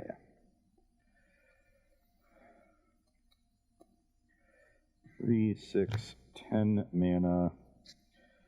Okay, I will play Expressive Iteration. results. Let's put this one into my hand. And I know you have Giganta as well, right? Yeah. Cool. Maybe we just take both of them. Yeah, this is tough. I'm at 7. 7, yep. How many helixes in your graveyard? 3. Okay. 1, 2, 3, 4. So that checks. Okay. I'm going to exile Inquisition. Okay. One into my hand, and I will Inquisition you.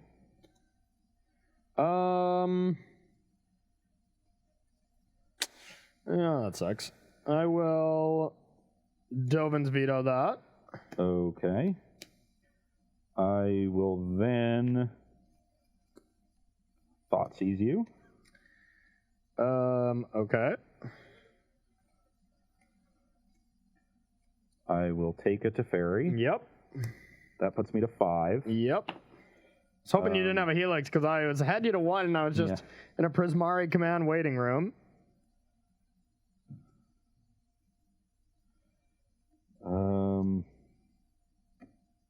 Yeah, you're definitely coming back. I'm in trouble now. Nib Mizzet grinds. Nib Mizzet grinds.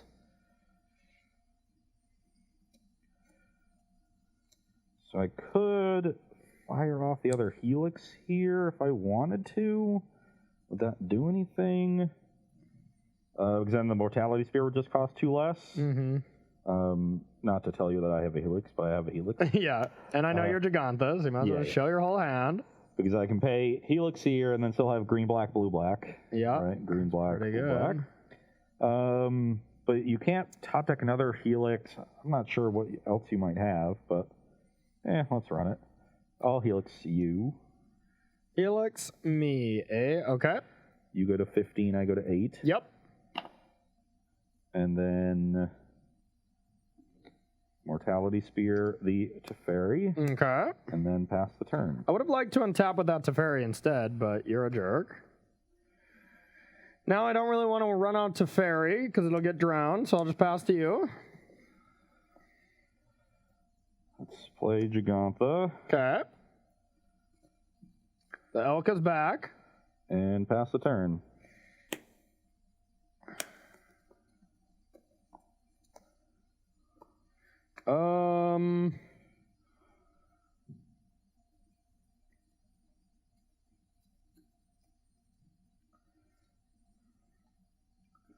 Gonna cast Prismari Command, dealing 2 and looting.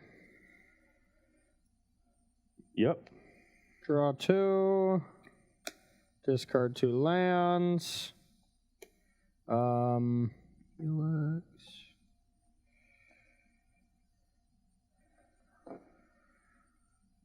Then I'll Lightning Helix this. Yeah, can't let the Teferi resolve, so gotta let that resolve. You go to 18. Go to 18. And I don't know if I want to just run it out. Just let it get countered right now. You have 3 in hand? 3, yep. You only know Teferi. Yeah. So,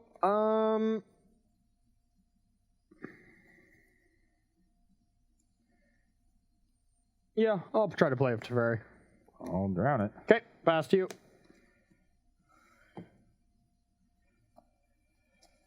Pass the turn. Okay.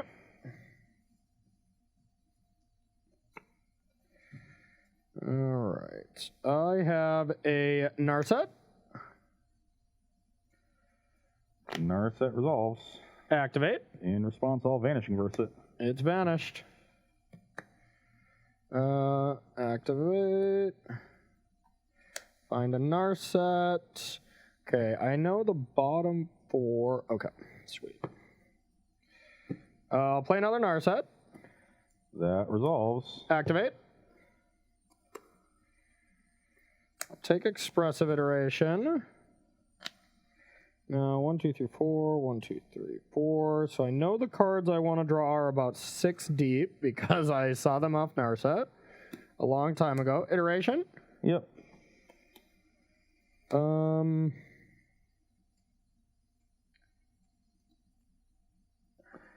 on, Glimpse the Unthinkable. Yeah. All right, I'll put this card into my hand. I'll put this card into my hand. This card in exile. This on bottom. I'll iteration again. Okay. This is going to put Corey down to 9 cards in library. 1 here. Dang it. I should have known that. This on bottom. This in exile. I don't like that. Although I guess that can get awkward when you're low on library. Because Yeah. It's not a May. And then I will pass to you. Draw. Yep. I will pass back. Cards you got? 3.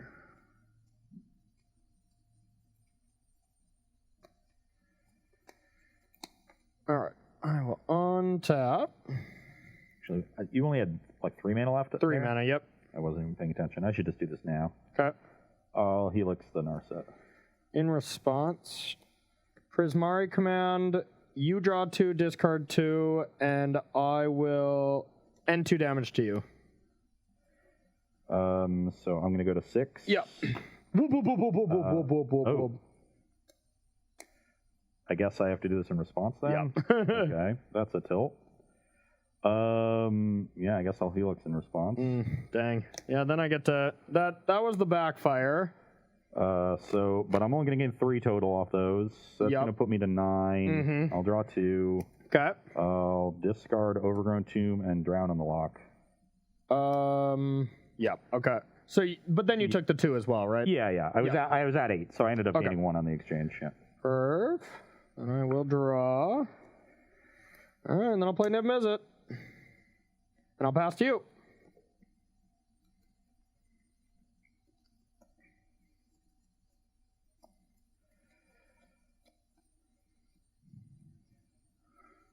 I'm at 9. Yep. 3, 6, 8.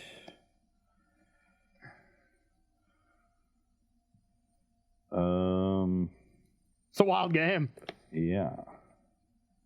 Hopefully we have time for one more game here. Pass the turn. Upkeep. Drown. You draw a card. Draw. I take 1. Deal you 1. Put you to 8. Yep. It's been drowned. Draw for turn. Yeah. Yeah, I don't know if I can actually win. How many Teferis in your deck? I don't know. 3 of them are gone. Is there a 4th? That's for me to find out and for you to know. Hey, you can't do that. That's cheating. Yeah. Your There's turn. A 4th. There's a 4th. I just don't think it matters, even if I just find Teferi. It's just not enough because you don't have the emblem yet. Yeah. I'm wondering if I have a castle. That's what I'll pass the turn. Yeah, I suppose I can just look, huh?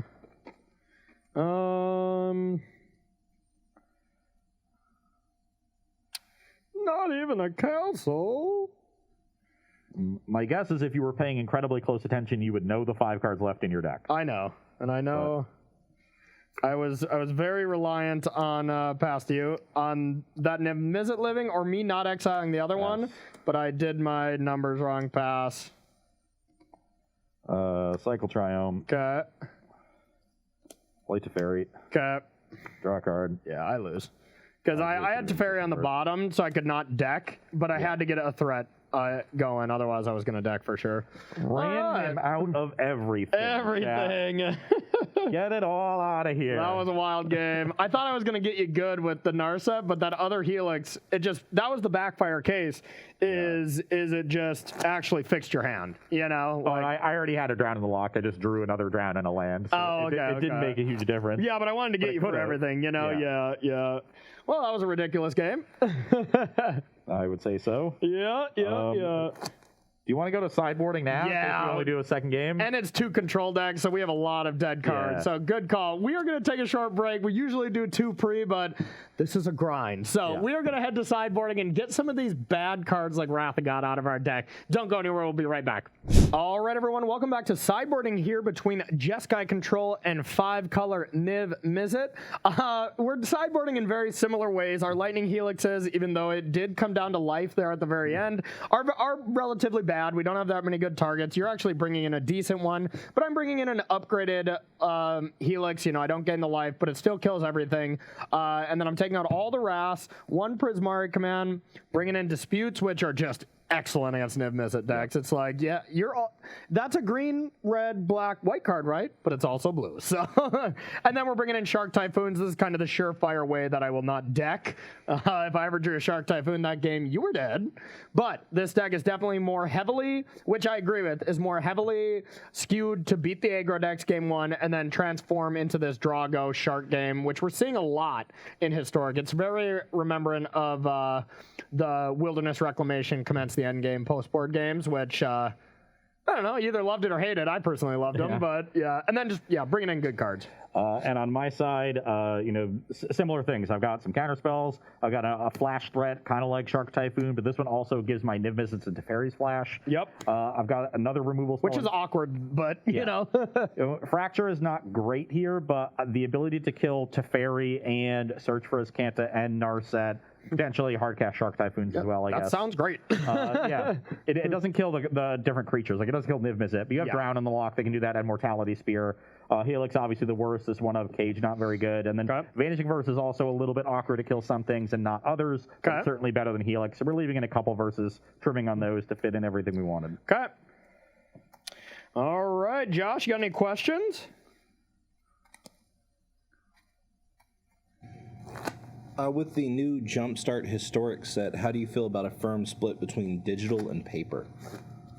A firm split between digital and paper. I like it, actually, because I know you're going to be on the opposite spectrum of this, but I love the ability and the it opens up free space that Magic has been confined into, and that games like Hearthstone, Legends of Runeterra, and Storybook Brawl have the ability to do, and that's nerf cards within days.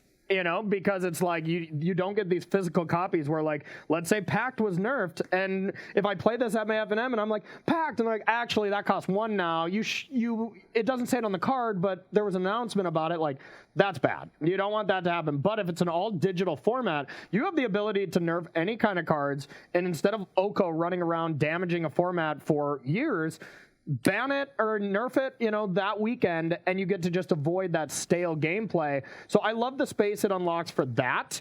I hate the fact that somebody's favorite format they're playing online, they can't transfer it to their paper decks. But that's my 2 cents on it. Yeah, I agree that that's a benefit to it, but I just don't think the benefit outweighs all of the costs of having this firm divide between the two realms of Magic. It creates Boomer. It creates a necessity that you have to exist in both spaces, and it just purposefully funnels people into Arena. So I get why they did it. Yeah, but I think ultimately it is going to lead to a lot of burnout from players. Or from everyone having to just pick a lane, and then they don't get to interact with people who pick the other lane. Agreed. And I will say, when it comes to that online format, I'm in the privileged position where I have a lot of rare wild cards. I have a lot of mythic wild cards. I can literally put my spending on Arena as a tax write-off because I play Magic for a living. So I am lucky when it comes to that, where I can buy these cards if I want to, but it's expensive. For somebody who is just trying to play and have fun, you get 700 cards thrown at you. That's near impossible to expect to just buy a new cool deck to keep up. This is hundreds and hundreds of dollars, and I think that part is really rough. Oh yeah, sorry, I'm going to be on the draw. Oh, really? Yeah, for real. Yep. And in these post-board matchups, it's just so grindy. Your Thoughtseize is, I want to make worse, and I take the draw in post-board decks against Nivs. Cool. Yeah, a lot of cheap counter spells helps you trade early, even if you're behind on mana. Yep. Yeah, it makes a lot of sense. I have a crappy one-lander there. My one-land was a swamp. Gotcha. Yeah, I wanted to say it before you mulliganed, but I was going to mulligan that player draw. Okay, so. Good. I'll keep. It has a lot of lands. That's perfect. No, but I know that's just such a hot butt issue, and I have to say, Croaky's take was the funniest. I fell out of my chair laughing. He was just like, today's news from Twitter, Magic players complain about getting new Magic cards for their Magic card game. I'm like, nice. I get all the concerns and stuff. I just think it was super funny. All right, let's do it. Let's battle. I will play Indotha Triumph. Okay, I will play a tapped Foundry. Pass to you. Okay, I will Thoughtseize you. Okay, I just drew my best card, but we'll see. I got a lot of good cards. I'm guessing it's Narset or Shark, but I guess it could be Niv too. That's why I didn't do this, in case he strips my hand to death. I'd rather cycle. Yeah, they're all good, but the most threatening one is certainly the Niv. Okay. I'm assuming we're going to play long game, so just take the most powerful card. I've got a land, and I'll pass. All right, I have a Falls, and I'll pass to you. Pass the turn. Okay. I have a Falls, and I'll play Narset.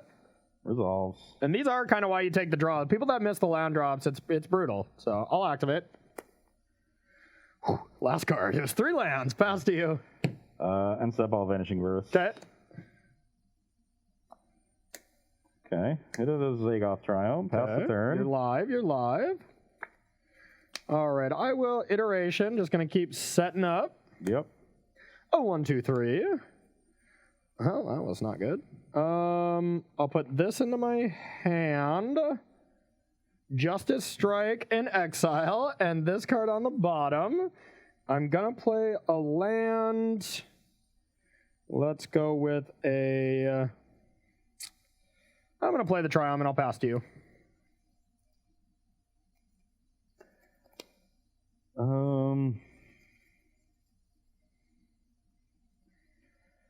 Okay, I'm gonna play Expressive Iteration. I'll dispute that. Keep you off lands. Play Rogren Triumph. Dang it. Turn. I failed. All right, now I think it is this time, so I'll pass to you.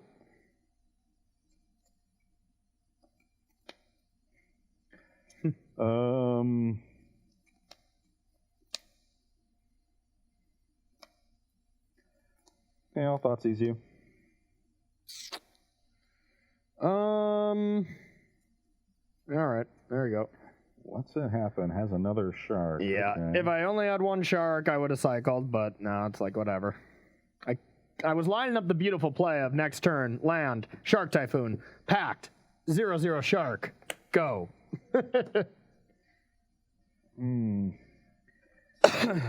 Yeah, I'll take a Shark Typhoon. Okay. They're pretty threatening right now. I'm at 16.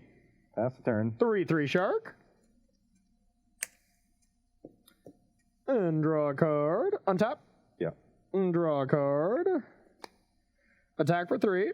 I'm at 13. Okay. I will go with an iteration. Yep. 1, 2, 3. Put this card into my hand. This card on bottom, and a Hollowed Fountain into play, and then I'll pass to you. On your end step, I'll Vanishing Verse the shark. It's vanished.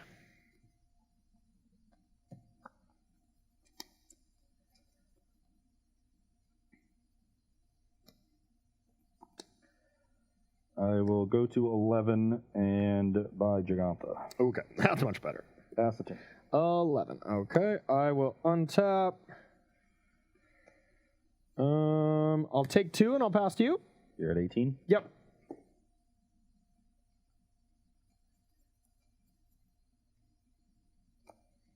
I will play Giganta. Resolves.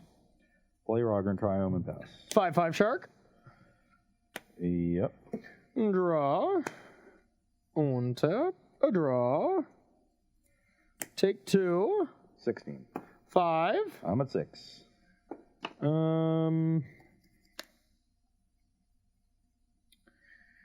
Let's go with a cycle. And I'll Justice Strike this. Then I'll pass to you. I have a pact.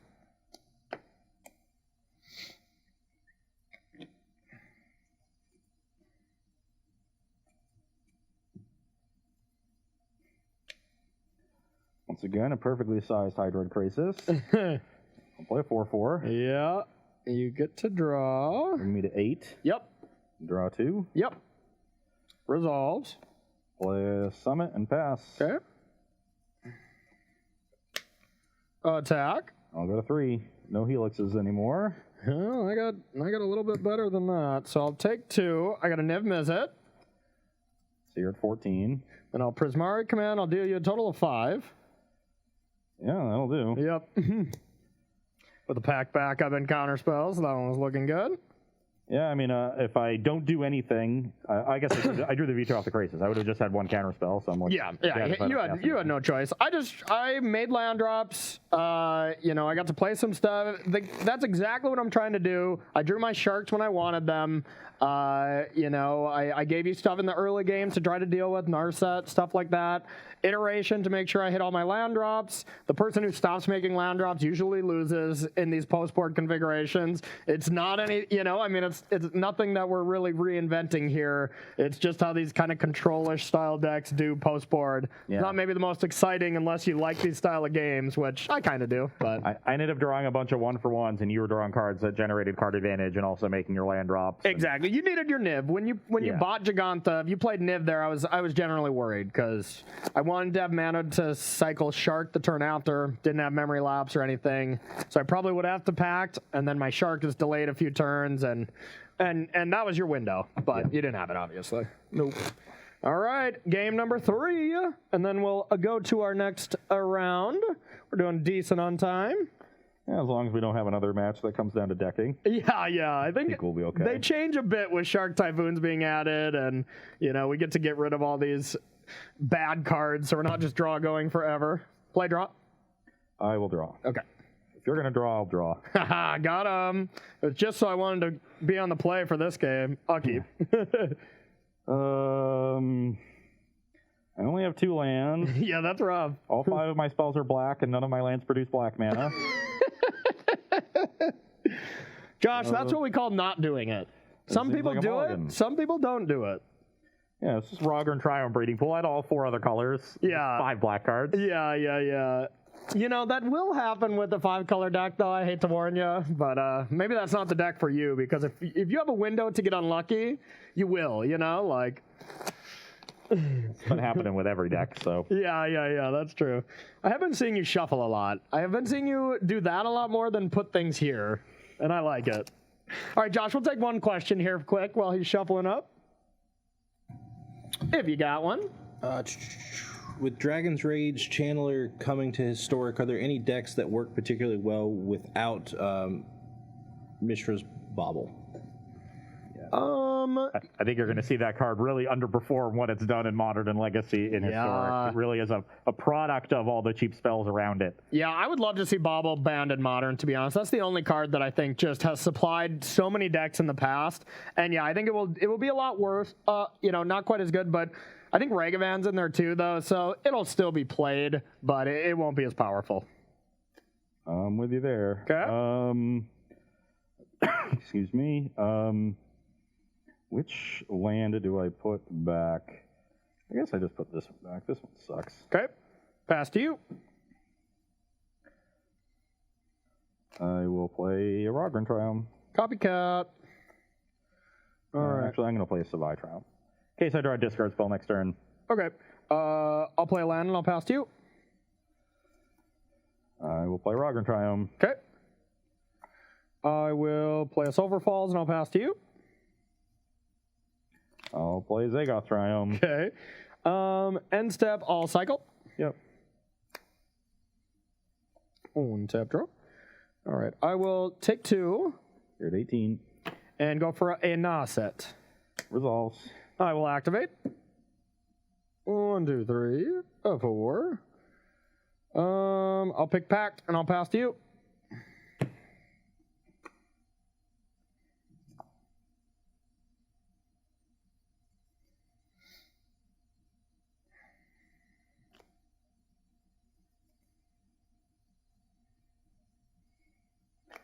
I will play Expressive Iteration. Iteration, All right, I'll dispute it. Iteration's just so good, you know. We're trying to hit land drops and... Play a Fortress and pass. Okay. Activate. 1, 2, 3. Well, that's pretty good cards. I'll take a Sharky Shark. And... I'll take 2, and I'll go for Teferi. You're at 16. Yep. Resolves. Okay, I will draw. Untap. Pass to you.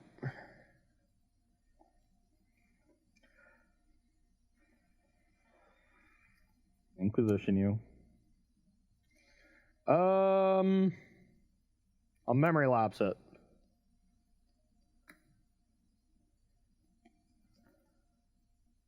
Drown your memory lapse.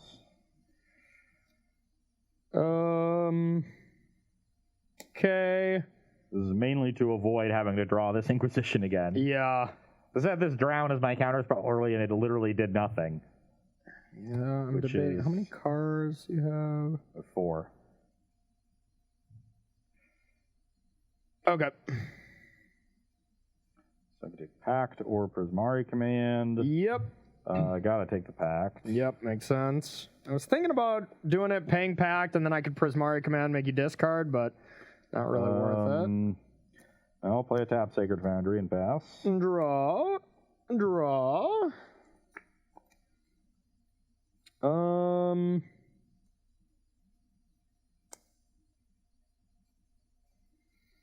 Now let's go with. I'm gonna draw 2 and make a treasure. Yep. Probably want to discard 2 as well. Yeah, I'd rather not, to be honest. I'll discard this Rogrim Triome and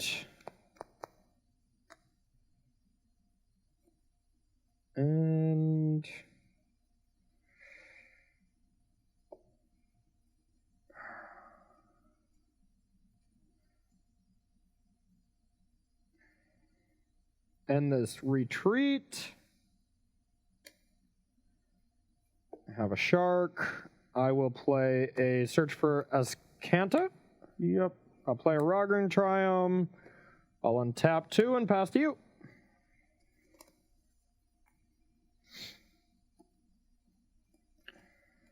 Sounds about right. The old Ross Merriam sounds about right. I love it. It helps me sleep at night. I just put a recording of you saying that, knowing it's you drawing a bad card, and it helps me relax at night, really. I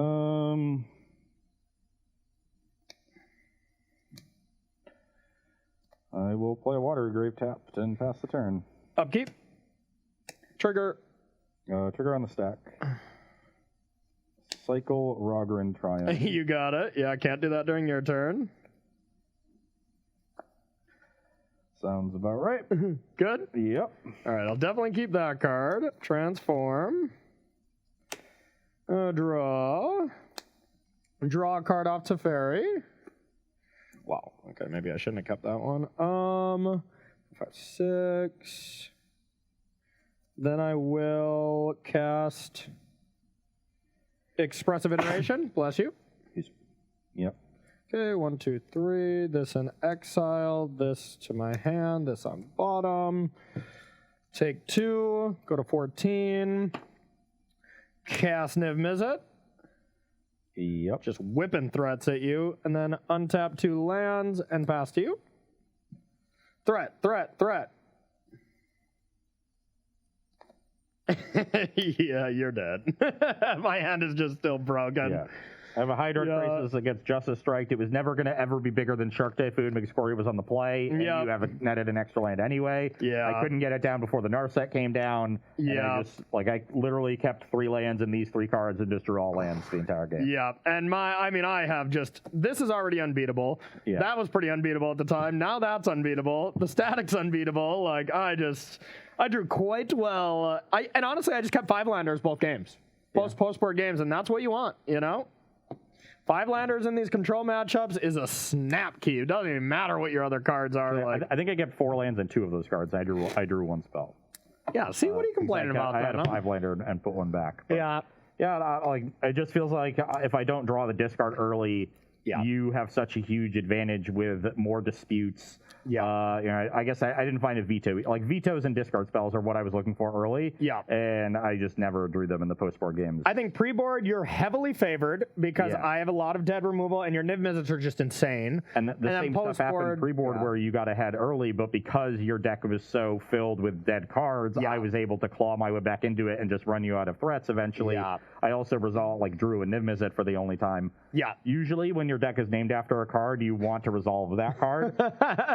Just pro tip. Yeah. And so I won the game where I did that, and I lost the games where I never drew it. Yeah, when your name isn't, or your deck name isn't called Gigantha 5-color deck, and you played a lot more Gigantas than you did Niv Mizzets in the post board. My one issue is 4 Drown on the Lock seems excessive for a card that is very weak in the early turns in a format that doesn't have fetch lands.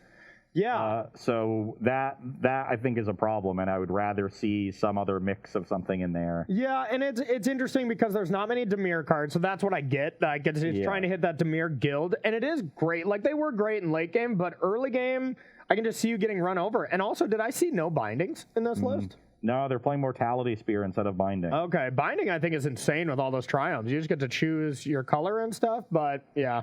Who knows? Yeah, I don't like Mortality Spear is kind of cute with Lightning Helix, where you can sort of double removal spell. Yeah. And then otherwise is an instant, and it's an instant as opposed to the sorcery, which is kind of nice. So yeah, I would like to see a couple drowns cut for a couple bindings. To be honest, just screw it if you got too many Golgari cards, Yeah, and your deck uses the extra mana pretty well. So yeah, it's hard for me to say exactly how I feel about this matchup because I'm not sure, how often does this deck stumble like that early? I can definitely see it happening, and that's a problem, but just how often does it stumble, whereas I did it, twice in 3 games, really kind of all 3 games. Hey, did stumble game 1, I was just able to. And I mean, I had some key counter spells, countering your iterations. A lot of people just let that card resolve all the time. Like, it's just, they play that, they draw cards. It's like, no, counter that. That card's insane, I counter that card so aggressively in Historic. But, and you never know if they're digging for the land drop with it too, and that's big in the matchup, so it makes sense. And in my case, it was just my only real card. Agreed. Yeah. All right. Well, the Marbles are going to be staying here. They're living on this side lately. I love that. But we still got more fun Magic to play. I'm going to be playing my favorite aggro deck, and I'm honestly tied between Dragonstorm or Mono Black Snow if I were to play a Historic event tomorrow, because I think this deck is great. Going to be playing it. It gets to play one of our mutual. We don't have many mutually favorite cards, but Ranko Master of Pranks is for sure one of them that we both love. And you get to play that. You got a lot of go blanks in the board to deal with these graveyard decks, and it's just mono black aggro deck that you remember from Pioneer. Yeah, from Pioneer. And I think the deck's extremely powerful. Yeah. No Mutavaults. You're full on Snow with Faceless Haven, but otherwise it looks very, very similar. Yep. What are you playing? On my side, I'm playing a little Izzet Phoenix. Unsurprisingly, this was a list that Sandy Dog took to the top 8 of the Inside event and plays Demi-Lich as an AFR card, so we'll get to see that card in action and hopefully doing some good things. Awesome. So we're going to take a short 5-minute break, and we'll be right back with our third and final round here on Versus Live. Don't go anywhere.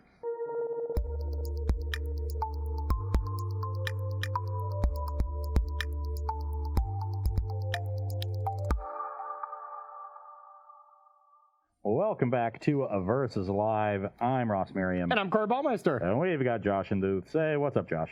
What's up, Josh? Josh will be taking all of your questions, comments, concerns, and burns in the chat. Make sure to tag at Star City Games so he can see them and send his favorites over to us.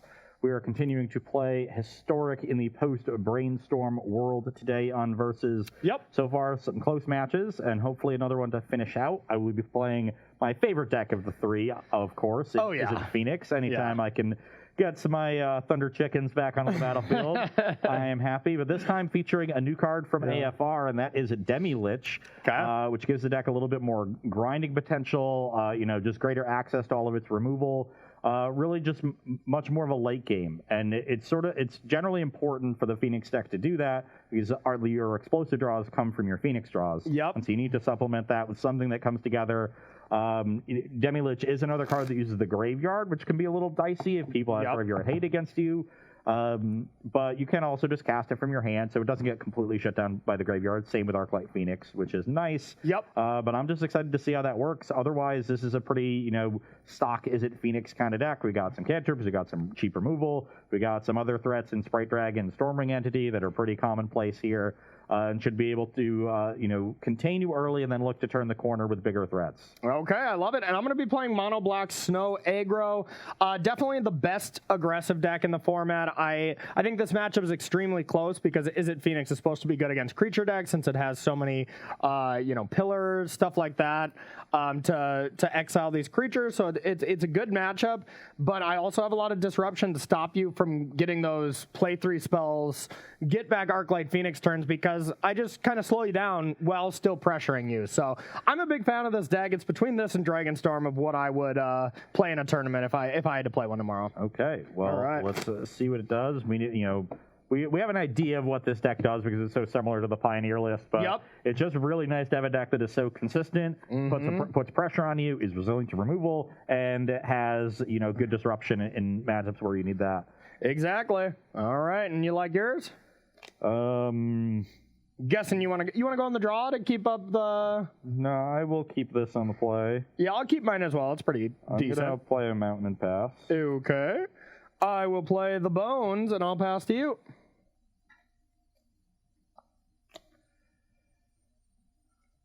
I will play another mountain and pass the turn. All right. I'm going to attempt to give you the beatdowns. 18. Okay.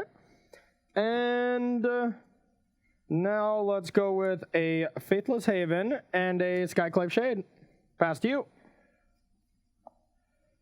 Okay, here's the turn we do things. Uh-oh. I will play...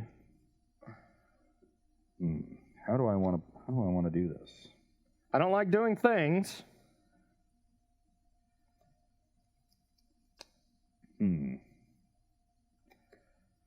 I'll play a Warlord's Fury. Okay. The all-powerful. Yep. I will play a Faithless Looting. Okay. That one's actually all-powerful. 1 or 2. Just the one. Yay! Also going to discard...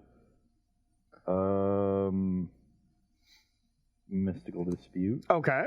Yeah, not the best against the mono black deck. And now I think I just have to bite the bullet on your next attack so I can get some blue mana down and play Opt. Okay.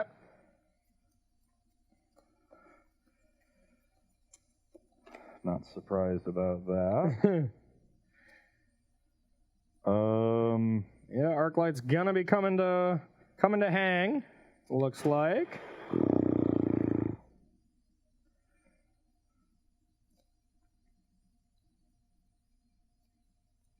I'm going to leave it on top. Okay. And then I'm going to play some defense with this Arclight. Bring it back and pass. Sense. All right, I'll untap. I'll draw.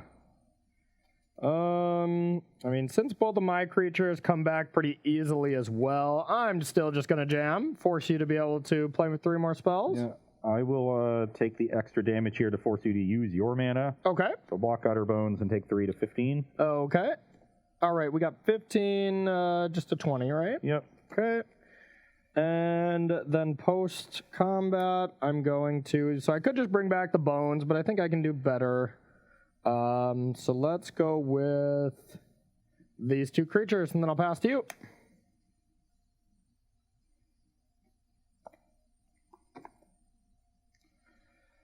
Both our decks are just going to be, keep coming. The creatures keep coming back. Opt. Yep. Definitely want to bottom that. Okay. Come on. Come on.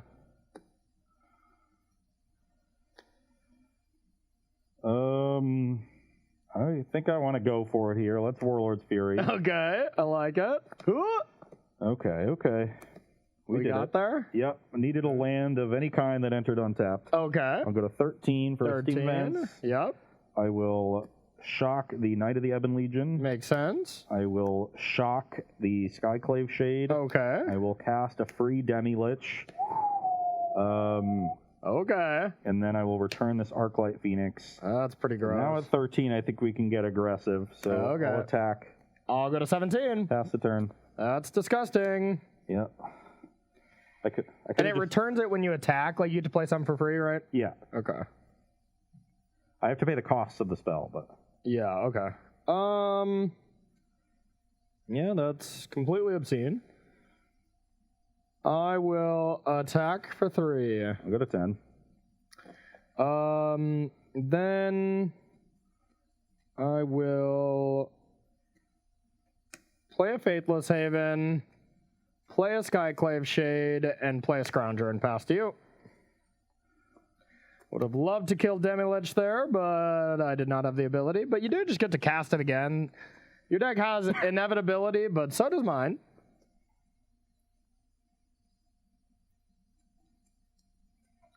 Interesting. Interesting. 2 cards in hand? 2 cards.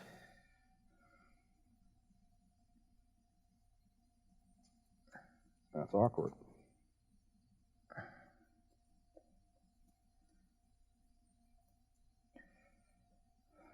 So let's cast Expressive Iteration. Okay.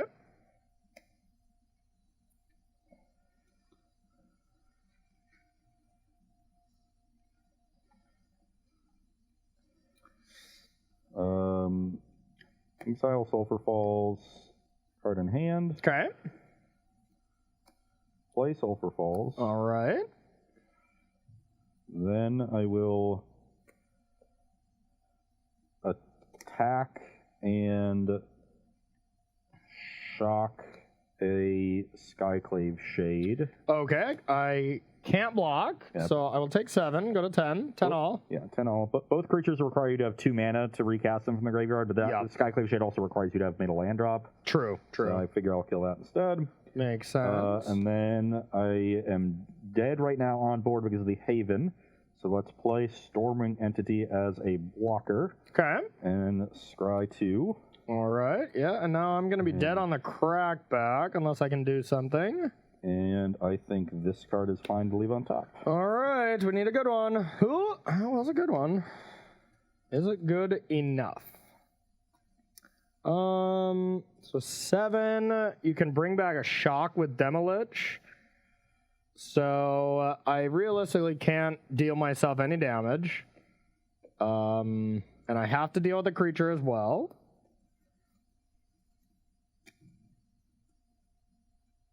Oh yeah, I guess winning the game is cool. Okay, I'll do this and I'll attack before blockers. I'll Heartless Act this. I just didn't see it. I just didn't see the line. I was like, I forgot about the vigilance. I wasn't trying to slow roll you there, I promised. I was thinking, okay, I got to kill this, then attack, and I have a Thoughtseize, and I can't Thoughtseize you, but Drew the Heartless Act? Yeah, I'm just Drew Heartless Act. That's unbelievable. 3 outs in the entire deck? Oh, I think this one only plays 1 Heartless Act, actually. You're obviously Heartless Acting this Demilich last turn if you had a removal spell. Yeah. Hey, it makes you feel better. I had 2 of them. I had 2 Heartless Acts. I hit the 2 outer. Yeah, literally, if you draw any other card, you're dead. Yeah. So I have an Arclight Phoenix. Oh, yeah, the Arclight. Okay. Because, the whole plan was I was going to not Thoughtseize you, just kill this, attack, and hope for the best. But you know what? I've been kind of walking on sunshine against you on Versus Live for a while. I was actually going to be able to triple Arclight Phoenix you next turn. I'm relatively well. Then realistically, you didn't know that. Yeah. But maybe there is some thought to you leaving back the Arclight. Just attacking with Demilich, playing max defense because the only way you lose is to a land Heartless Act. Yeah. Then if you knew you were bringing 3 back, then you definitely do that play, right? Obviously. But so let's say you then make then you just Heartless Act the Demilich, or make the attack, force some blocks, Heartless Act the Demilich, and I still have to Heartless Act the Stormwing though, because Demilich comes back for free. Yeah, true. Yeah. Then maybe that was a mistake on my part because I'm even not knowing about what the top of my deck was. Yeah. I knew I had an Opt on top. Yeah. And I knew I had Faithless Looting in the graveyard. I have access to 5 mana. Yeah. So I'm looking at 4 cards towards any 1 mana spell to be able to return Arclight Phoenixes. Yeah. Or I can just opt into, another Stormwing Entity is fine. A Sprite Dragon is probably fine. Yeah. With any of my threats. Because I do one thing. I play creatures, I attack. Sometimes I have removal. I could see that being, of course I got lucky, but I could see you could play that game in such a way where I don't have that out, ever. Like, just always only attacking with Demolish because it gives you value. Keep cranking out more Phoenixes and stuff like that, and go from there. But yeah, that's probably a mistake on my part. Yeah. I'm just thinking about what that position has me in. Yeah. I'm thinking of what other plays could be available to you if I make a go like that. But the best is Rankle's not a big deal. I have multiple blockers for Rankle. I think the best is the kind of clear one is land 5. Murderous Rider, the Stormwing, attack with my 2 creatures, you block 1, and I play another one. That's a decent turn if I couldn't kill you. Ignore the Faithless Haven. And then you just, block with the Arclight, bring 2 back, probably just attack with Demilich again, and then kill me the turn after, I mean, you were at 10, so Demilich and... But I would have been at 13. I would have been at 13 if you didn't attack with Arclight. Oh, yeah. 13, and then you if you have Swift End, you're at 11. Yeah. And then Demilich plus 4, 7, 2 10 Phoenixes plus 10. Shock you. Oh, plus Shock, yep. Yeah, plus Shock would have got me. So, yeah, it's either that or even if you could only generate 10 damage, you just attack with Demilich, hold back 2 Phoenixes, and then, what am I going to do to that, Well, the second time I hold back, I probably can't bring it back again because I'm blowing the looting in my yard. I'm using all my spells. So eventually you do run out, but doing it the first time I think makes a lot of sense. Yep. I knew I'd opt, or I should have, Storming first, I guess. And then if I have to scry both to the bottom, maybe I get more aggressive. Yeah. Because then because you don't know if you'll be able to change. Yeah, my hand was Spirebluff, Canal, Arclight Phoenix, and the Canal is obviously the worst possible. Yeah. And so, then I don't know exactly what I'm going to be able to chain. I might as well just get aggressive and hope. But if I have especially Opt is the best 1-mana cantrip. Yeah, realistically. I mean, Faithless Looting, if you have a dead card in hand, is probably just as good. Yeah. But yeah. So, yeah, okay. Mistake on my part there. I think could have played a little bit more conservatively. Of course, Corey hit the 2-outer. Just classic. I just wanted to teach you a lesson. The deck agreed. That's for Strixhaven. Oh, yeah. Sorry. Okay, so I'm guessing you want to go first. And yeah, both of these decks do not mulligan often because they just kind of do the same thing, and they both mulligan pretty well. Yeah. I'm going to keep. I will also keep and lead on a tap steam vents. Okay. I will lead on the Bones, and I'll pass to you. I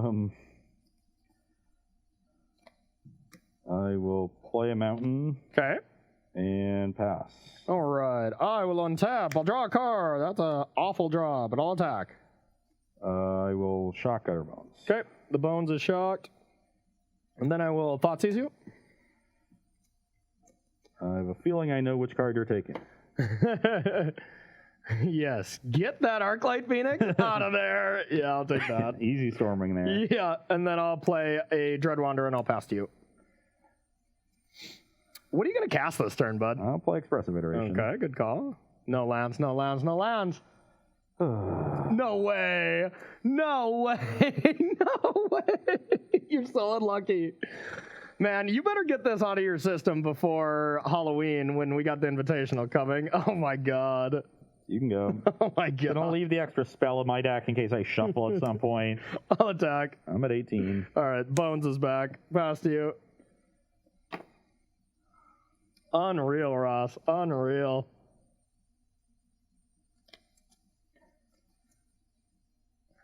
I'm going to Iteration this turn. Okay.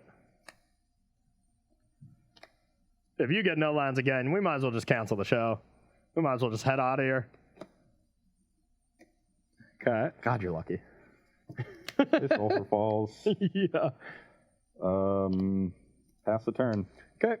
Untap. Let's get rankled. Declare. Yep. I'll shock the Dread Wanderer. Okay.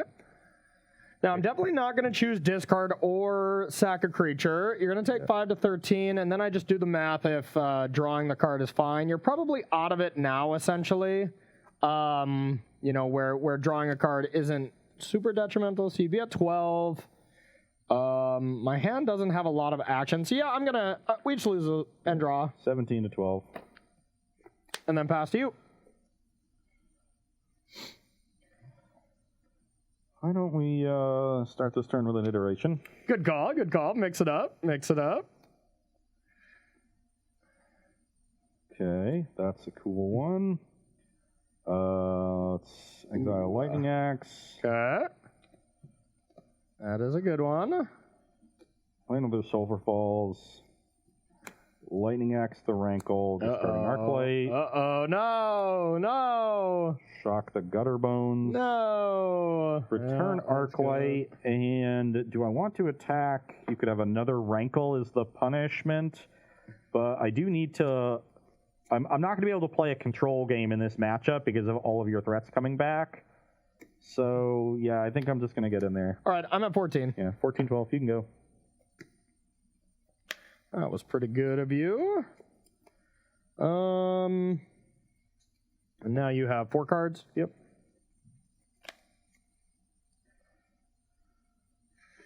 I do have a land and a rankle. Now I'm debating what I want to do here. Definitely hit you, put you to 9. Does 8 sound better?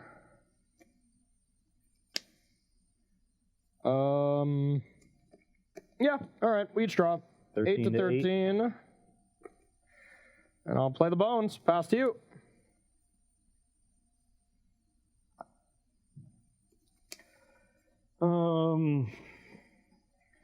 Guess we'll start this turn with an iteration. Okay. It is a good card. Yeah,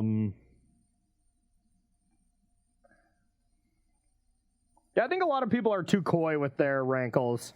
Like, drawing cards and dealing damage is good.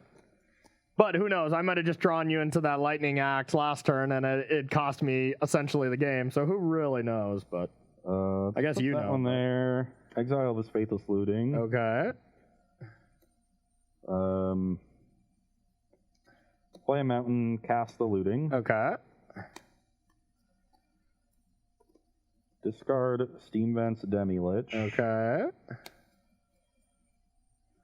Cast Faithless Looting. Okay. Uh-oh.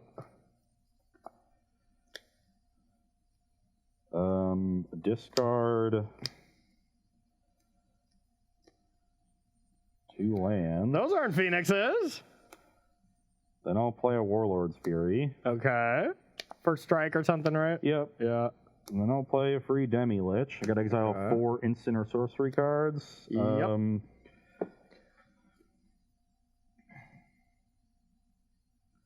Yep. Warlord's Fury is an easy one. Don't think I'm going to have time to hit all of these iterations with this Demi-Lich, so let's exile a couple of those. Okay. And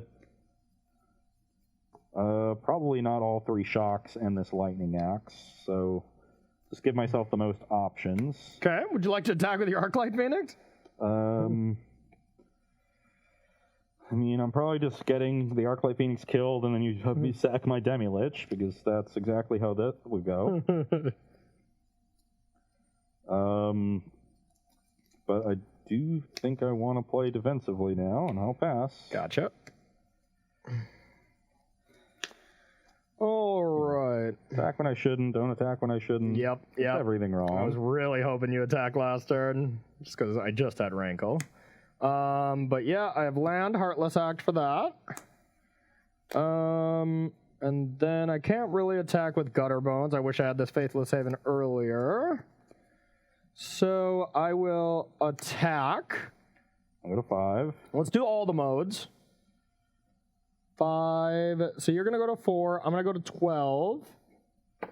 I'm going to sack Gutter Bones. Discard first. Okay,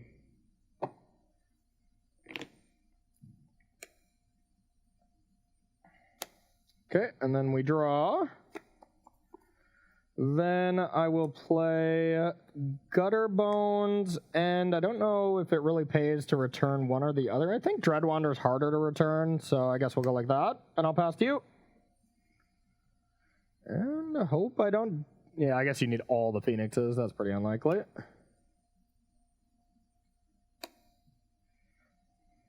Do your worst, Mr. Merriam. Do your worst.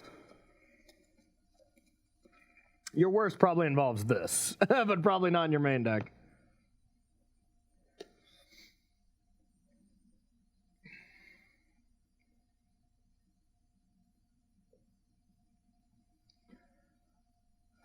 Play Warlord's Fury. Okay. The all-powerful. Play Warlord's Fury. Okay. I have a feeling you're going to be able to bring back Phoenix this turn. Play Opt. Okay. Flashback Looting. Okay.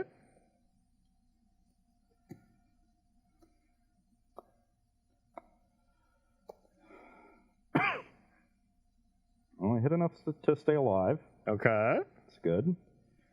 I'll discard Sprite Dragon and Arclight. Okay. Then I get to return 2 Arclights. Okay. And cast a Demi-Lich from the graveyard. That's all you got? Yeah. Because you're dead. You're both of them? To be fair, this time I could get Murderous Rider to kill you as well, but...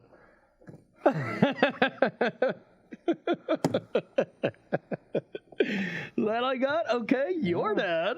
And that game entirely turns on me attacking with the Arclight Phoenix. Yep. And it's just, do you have second rank or do you have second rankle? Yep. Yep. Of course you did. If I just don't attack, you never get anything going. You never draw the extra cards, and I easily crush you. And your instincts were right to attack the second time. You know, like, 'cause it's pretty clear I have it. But if I didn't have it, you know, but just your instincts were right. Like, the damage is just not that relevant. Whereas leaving it back could be relevant if you just don't have it. Yeah. That's a point where, like, I'm pretty sure I'm not getting paid off, but it matters way more to get paid off in the way I played it than it does to get paid off for the 3 damage. But what it would have meant is I go to 9, and then if somehow you could return 2 Phoenixes there, you could have killed me on that last turn, is what it meant. Yeah. Oh, but I guess you would have held back the turn before, so I'd still be at 12. You know, if you, you know, But if I hold back the first turn, then I think I just win. Yeah, I think so, I just don't think I come close to losing the game. I would have to agree with you. Yeah, just all your minor decisions have all very much cost you. So, since we've sufficiently tilted off Ross, we're going to see if he's got some sideboard cards like Anger of the Gods, which is the best card against mono black. So I'm pretty afraid of that. And see if he can pick up a game in this third final round. We're going to take a short break. I'll be right back with sideboarding. Don't go anywhere. Welcome back to a Versus Live, where we are sideboarding in our matchup between Is It Phoenix and mono black aggro. Not much going on my side. The Anger of the Gods is the real coup from the sideboard. I'm also going to bring in the Beacon Bolt to try to answer these large creatures. Not only Rotting Regisaur coming in, but also the Spawn of Mayhems that are in the main deck. Yep. You know, not a great card, but sometimes you just need an answer like that. The Mystical Dispute is obviously coming out, so this 1-for-1 swap was the easy one. Yeah. What to cut for the Bolt, less straightforward, but with all the graveyard hate coming in, I don't think Finale of Promise is that good. You know, it can be very, very good. Just bringing back Phoenixes is a card that you draw off the top, but the only card that's 1 card that is 3. You know, exactly. But I just think my graveyard is going to be pretty small, even after after a Go Blank resolves. You know, even if it's a couple turns later, Finale might not have the options that I really need it to. And I already have Demi-Lich and Phoenix and Beacon Bolt to some extent as well. So. Just don't want to expose myself as much to the graveyard hate in the post-board games. And from my end, I was very unsure of what to take out. I'm not going to lie. I've played this deck a decent amount, and it's still always hard to sideboard this because every card's the same, you know? And it's just like, what kind of vein do you want to take out? It's another deck where you don't want to sideboard too much because you really just want to keep your game plan going. But Rotting Regisaur is excellent because it just dodges all your removal. Even, you know, Lightning Axe doesn't really do anything. Kevin Bacon Bolt over here is the only one you can really use to kill it. Go Blank seems awesome at just blanking Phoenixes, but it's not always going to work. So I'm not 100% sure that this is even something I want, but I'm going to try it out just because the ability is excellent. 1 Soul Guide Lantern is awesome, and then I'm actually taking out Rankle, even though we saw it just be unbelievable here, because if you leave back Art like Phoenix, it just gets to be really tough for me to do anything, and I'm raising the curve so much that I want to keep in Spawn because I think it's a little bit better. Taking out 2 Knights, and then just a spread of other creatures, mostly because I'm not sure, but I do think Knight of the Ebon Legion is not that good here, just because even if I get a counter on it, like, it's just really hard to get out of hand, like it does get out of hand in, like, Jeskai Control, up against Jeskai Control, or up against any aggro deck. This card can just win the game. It's also the 1/1 drop where I cleanly trade for it with my shocks. Exactly, where, you know, otherwise you need, like, Pillar to exile my other stuff cleanly. And I just want to try to beat you with an inevitability and deal with your main threats and use Go Blank and Soul Guide Lantern to deal with your Phoenixes coming back. Yeah. All right. I'm guessing you want to go first? Yeah, it's worked out so well in the other games. You've been having a good day. You've been having a really good 5 day. lands, no spells. Let's send that one back. I swear, I think we can rewind the tapes and just I would love to just see a graph of us winning and losing, you know, because it'll go like 3 weeks of you crushing me, you know, and even before that, right in 2020, at the end of 2020 and into 2021, I think I maybe won 1 show in 2 months or something, and then I go on a streak where I just win like 3 weeks in a row, and then whenever you start to win again, that's when I know like I gotta buckle up and, you know, backseat my ego because I'm about to lose 3 or 4 weeks in a row. Just the way the cookie crumbles. Yeah, I guess so. All right, let's see what I'm going to get on the draw here. All right. Yeah, this hand's pretty perfect, so I'm in.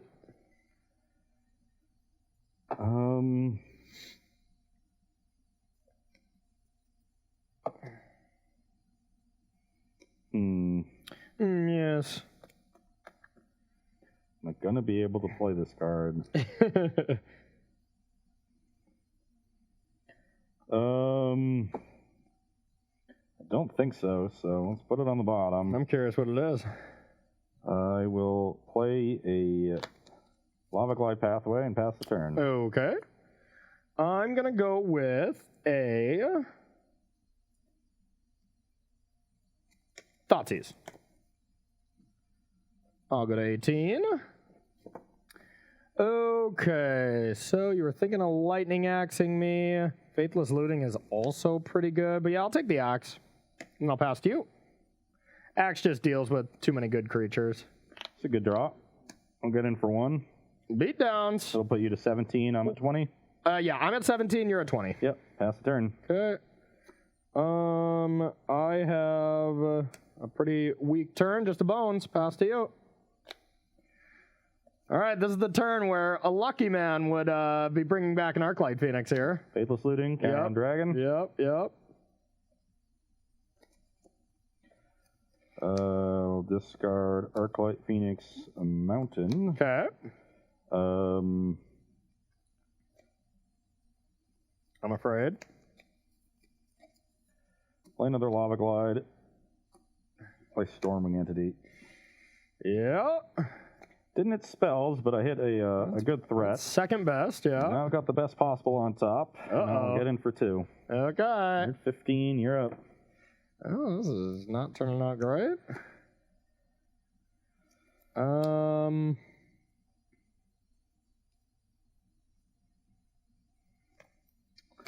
Unsurprisingly, when I'm playing for nothing, my draw turns out perfectly. Yeah. It's like drew the Sprite Dragon on turn 2, drew this when I only had 1 spell on turn 3. And Yeah, rub it in, man. All right, let's swift end that. You'll lose And I'll 2, attack brings 2. you to 13. I'll go to 18. And I'll pass to you. Okay, I'll start this turn with an iteration. Yeah, that card's good. Counter on the dragon. Okay. That land can go to the bottom. Okay. This can go here, and the dragon in exile. Okay. Play Sulphur Falls, play Sprite Dragon, and get in for 4. Okay, I'm at 9. Pass the turn. This is not looking good. Where's my Legion ends? I probably should have brought those in, huh? Yeah. I think I just have to hope that you're not going to bring back Arclight Phoenixes here. So I'm going to go with a castle. I'm going to attack for 2. 16. And I got some creatures. Pass to you.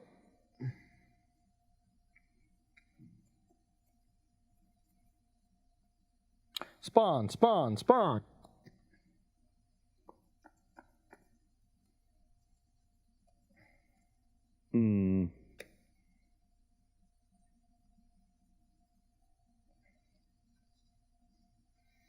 I know one Sprite Dragon can get big enough to trade with Spawn and probably get even bigger than Spawn itself, but at least I'll more than likely be able to hold back the other Sprite Dragon, unless you, of course, have like a Lightning Axe there, then I'm probably just dead.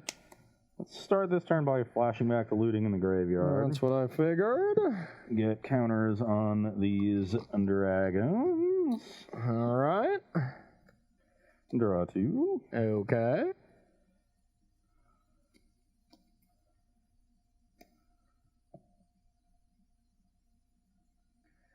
5,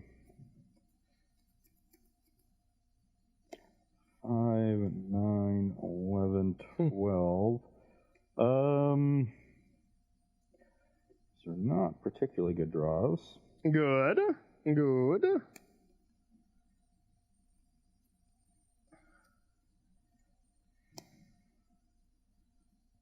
I will discard.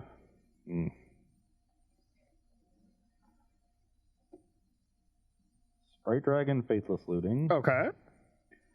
I will Pillar of Flame the Gutter Bones. The bones is gone. That does exile, right? Yes. Okay. And get in for 5 with this big dragon. All right, I'm unfortunately going to 4. I don't want to chump. That's not really a winning proposition. Yep. And then I will pass the turn. 15 to 3. You get a counter on the spawn. Yep, we need a good one. Whew. That's not really a good one.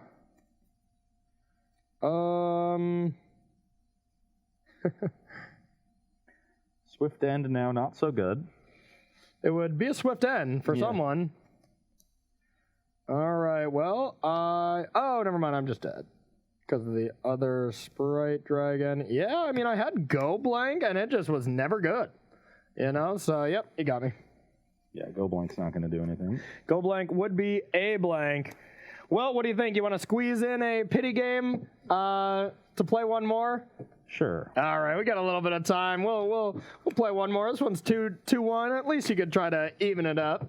That one was nice. You drew the cards you needed at the proper times, and your deck looked really good. Yeah, just a little bit of early pressure before I was too far behind. You know, when I'm in the play, that's not going to work on the draw. When me playing that Sprite Dragon turn 2, if you have a good curve, is going to end with me falling too far behind. Yeah, Sprite Dragon is very good on the play and really bad on the draw. Yeah. You know, in a lot of matchups too. Yeah.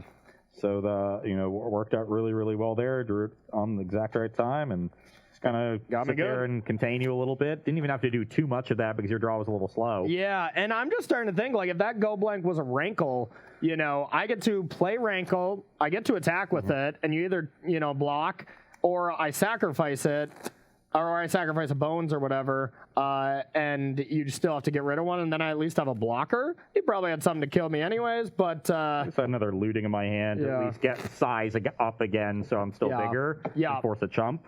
But then if you chump and draw Swift End, you might have something going. Yeah, and I mean, it was a small sample size, so maybe I'd take out Go Blank, but I want to try it again. Hopefully I draw it and just see how it is. I'll be on the plate. All right. Okay. Yeah, I'll keep.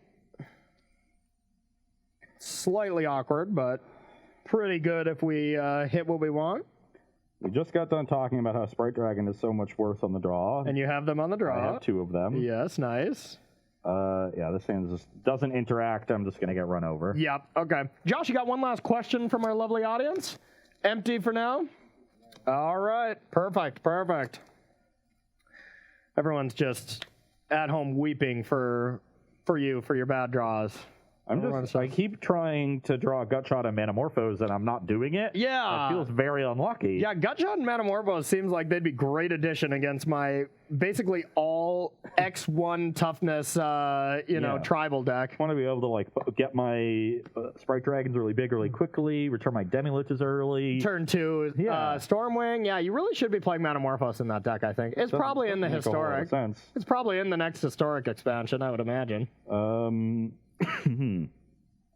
This is definitely a keep. I think I've got to put the Phoenix back since I don't have a way to discard it. I got the Bones. Pass to you. I will play a mountain and pass. Okay.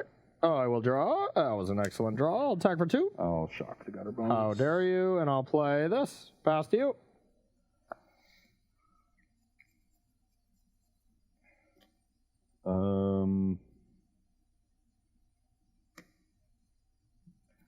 I will play an Opt. Optaroo. Put that on the bottom. Okay. And I'll pass the turn. Alrighty. I will draw. Not a bad draw there. Attack for 3. 17. All right, and you're probably dead. There's a spawn. I just needed to connect. Pass to you. I'll play Warlord's Fury. Okay, of course, as one does. And Spirebluff Canal, Stormwing. Okay. Scry 2. Good one. One on top, one on bottom. Okay. I'll pass the turn. Damage to each of us, 16 to 19. Yep. I'm at 19. Spawn deals 1 to each of us. And let's go with a beatdowns. I'll take 7, go to 9. 9. And then I will Thought Seize You. I'll be going to 17. Get my pillar. Take that spell, and let's go with another spawn. Here's My draw 17. is perfect. Pass to you. Yeah, I'll play a Faithless Looting. Okay, not bad, not bad. You got a lot of extra cards to discard. I think if I could have sculpted a hand, I think these would be the 10 cards I would pick, to be honest. Yeah, I found the second removal spell a little too late. Yep. Yeah, if you deal with Shade, my draw was actually bad. Yeah. You know? Yeah. So you just get to attack and then replay it post-combat. Exactly. Right? It wouldn't have been awful, but it wasn't going to be an awesome draw like this, you know? Let's looting again. Okay. Get some Phoenixes, maybe. I have hit nothing. Oh, come on. I accidentally left in 1 Rankle because I thought I only played 3, but it's just going to be excellent next turn. Yeah. That'll happen. Yeah. I think this is a very play draw matchup too. And mostly just because I think both of these decks are very play draw dependent. You know, like I think they're both a lot better on the play.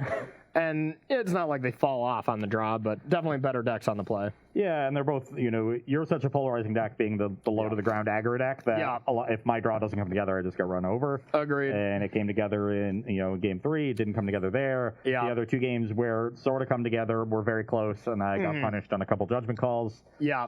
One of them I think was a pretty clear mistake. Just the first game, right? The attacking with the Phoenix and letting you draw the Heartless Act. The second game when I'm like, you know, potentially playing around another Rankle, like those were situational punts, yeah. Like, but the first one I think was just Rankle a punt. and nothing is literally the worst case scenario for making the attack. Yeah, and then you ended up drawing into good things and needing to do so, and so yeah, that one I think is very forgivable. But I think the first one was a punt. After we talked it out, you know, but yeah. I should have played the Storming Entity pre-combat, seen what was going to be on top, but then once I see the opt, you know, I feel pretty confident playing slow with the Demi-Lich and knowing I'm likely bringing Phoenixes back next turn. Yeah. I've got 5 mana in play, looting in yard, opt on top. You know, so you can't even disrupt it with discard spells. I'm going to be able to see 4 cards towards any 1 mana spell to return another Phoenix and the other, like, you know, after trading the other one, 2 Phoenixes. And be in really good shape. Yeah, so. maybe and would have just killed me on the spot too. Yeah, if it because worked I hit out another like that. Phoenix and you would have shocked me with Demi-Lich. So yeah, all right. Well, it wasn't your day, buddy. You either had some situational things that weren't, you know, really big puns that just really didn't work out for you, or you mulliganed a lot, or my draws were perfect. You know, it was. The Orzhov Ors match, I lost the games where I mulliganed to 5, mulliganed to 6, and didn't play a second land. You know, and I'm not even sure what the other one was. Yeah. And the Niv Mizzet deck just felt like it has, you know, very few good early plays, and if you don't draw them, you just fall behind. And it just seemed like my post-board configuration like swayed that to like a 75-25 in my favor. Maybe that's a little extreme, but it felt really good from my end. Like everything I was doing was tough for you to deal with. You know, you didn't draw your Niv, of course, which is a big deal, but it seemed pretty good for me post-board. Which is not surprising. Like, control decks usually sideboard pretty well against mid-range, though. Yeah, it's into a lot of commence. It's into a lot of sharks these days, and that's just a very effective plan. Yeah. Which is kind of, you know, kind of crappy because just when they all dissolve into that, that's not that fun when you just like, okay, this is what everybody does now, you know. But if you want to play that Niv deck, I think you would need to have some sort of cheap threat to bring in to flip the script and get a little bit more aggressive. You know what I would like? What? Klothys, a couple of those. That's a tough one for me to deal with. Yeah, you got a Teferi minus, basically. Yeah, pretty much that's it. Yeah, maybe you have some Ether Gust in the board. And you don't have many Gruul hits out of that deck, you know? So I think Klothys post-board, having 2 of those is yeah, nice. That's perfect. All right, well, that's going to do it for our historic show. Josh, why don't you thank some subs? We're going to thank some sponsors, and then we're going to head out of here. No subs today. Okay, well we still, if you would like to support Star City Games in another way, you can join SCG Premium. $7.99 a month will get you access to exclusive content from our fabulous staff of content creators, as well as some other perks, which are 5% off of sealed product, 10% off of singles, and 15% off of supplies. So head on over to starcitygames.com/join-premium and sign up today. Absolutely. And we've been talking about it a lot as far as earlier in the week when we played Standard. The SCG Tour is back, and the online edition starts tomorrow. There's going to be 4 satellites running tomorrow and Saturday. If you go 4-2 or better in them, you will qualify for the Sunday Championship qualifier. 5-1 will get you that 1 bye. 6-0 will get you 2 buys, and then you'll qualify for the Sunday Championship. And the bonus thing here is if you get a total of 30 points within a week, you will qualify for the SCG Invitational here in Roanoke. You might even get a chance to play some trivia with Brainiac here, play some basketball with both of us. There's a lot of fun stuff that goes on in Roanoke outside of just the events. And of course, you get to play a paper event again, and for some excellent amount of cash and stuff. It's going to be a fun week. It's so good. It's going to be great. Yeah. Paper event means you might need some paper cards, and if you need to pick up a little extra cash to get the cards you need for your decks, you can sell your cards to SCG. They're always buying, and the process has never been easier because there are so many ways to do it. You can use the buy list feature on the website. You can mail your cards into SCG, let them do the work for you. You can make an appointment and come into the store to do your business in person. And if your collection is big enough, you can make an appointment and have SCG come to you. So choose what works best for you. And do keep in mind that if you're trading in your cards for store credit, you will get a 30% bonus on that trade-in. Absolutely. And don't forget, for that SCG Tour, if you want more information on that, you go to starcitygames.com/SCG Tour online for that. And we also have the sale going on this week. If you want to use some of that store credit you just traded in for all those cards that are just lying around collecting dust, you can. The sale this week is just getting 10% bonus bucks back on select products. So go to starcitygames.com/sale to check out all the things that you can get bonus bucks back on. It's a tongue twister. Yes, bonus bucks back on. Yeah. Last but not least, we'd like to thank our sponsor, Coalesce Apparel. If you like the shirts that we wear, you can find their entire collection of shirts, hoodies, and stickers at coalesceapparel.shop. And be sure to use the gift code SCG when checking out to get 10% off of your purchase there as well. Absolutely. All right, everyone. I want to thank you so much for watching this special edition of Historic. Had a lot of fun playing Standard and Historic. We want to maybe dive back into Modern a little bit, maybe even some Pioneer next week. We've been really getting a lot of people that have been asking about it, and I think it's great. It honestly has been fun. It's just if people remember it exists. Yeah, I haven't looked at the format in a while, but I have noticed the people clamoring for it, so we'll see what we can do. We'll see what we can do. We'll massage the numbers a bit and see if we can make one of those shows come around. So, all right, everyone, thank you so much. We will be back Tuesday at 1 p.m. Eastern time. So for Josh, Ross Merriam, I'm Corey Baumeister. We'll see you then.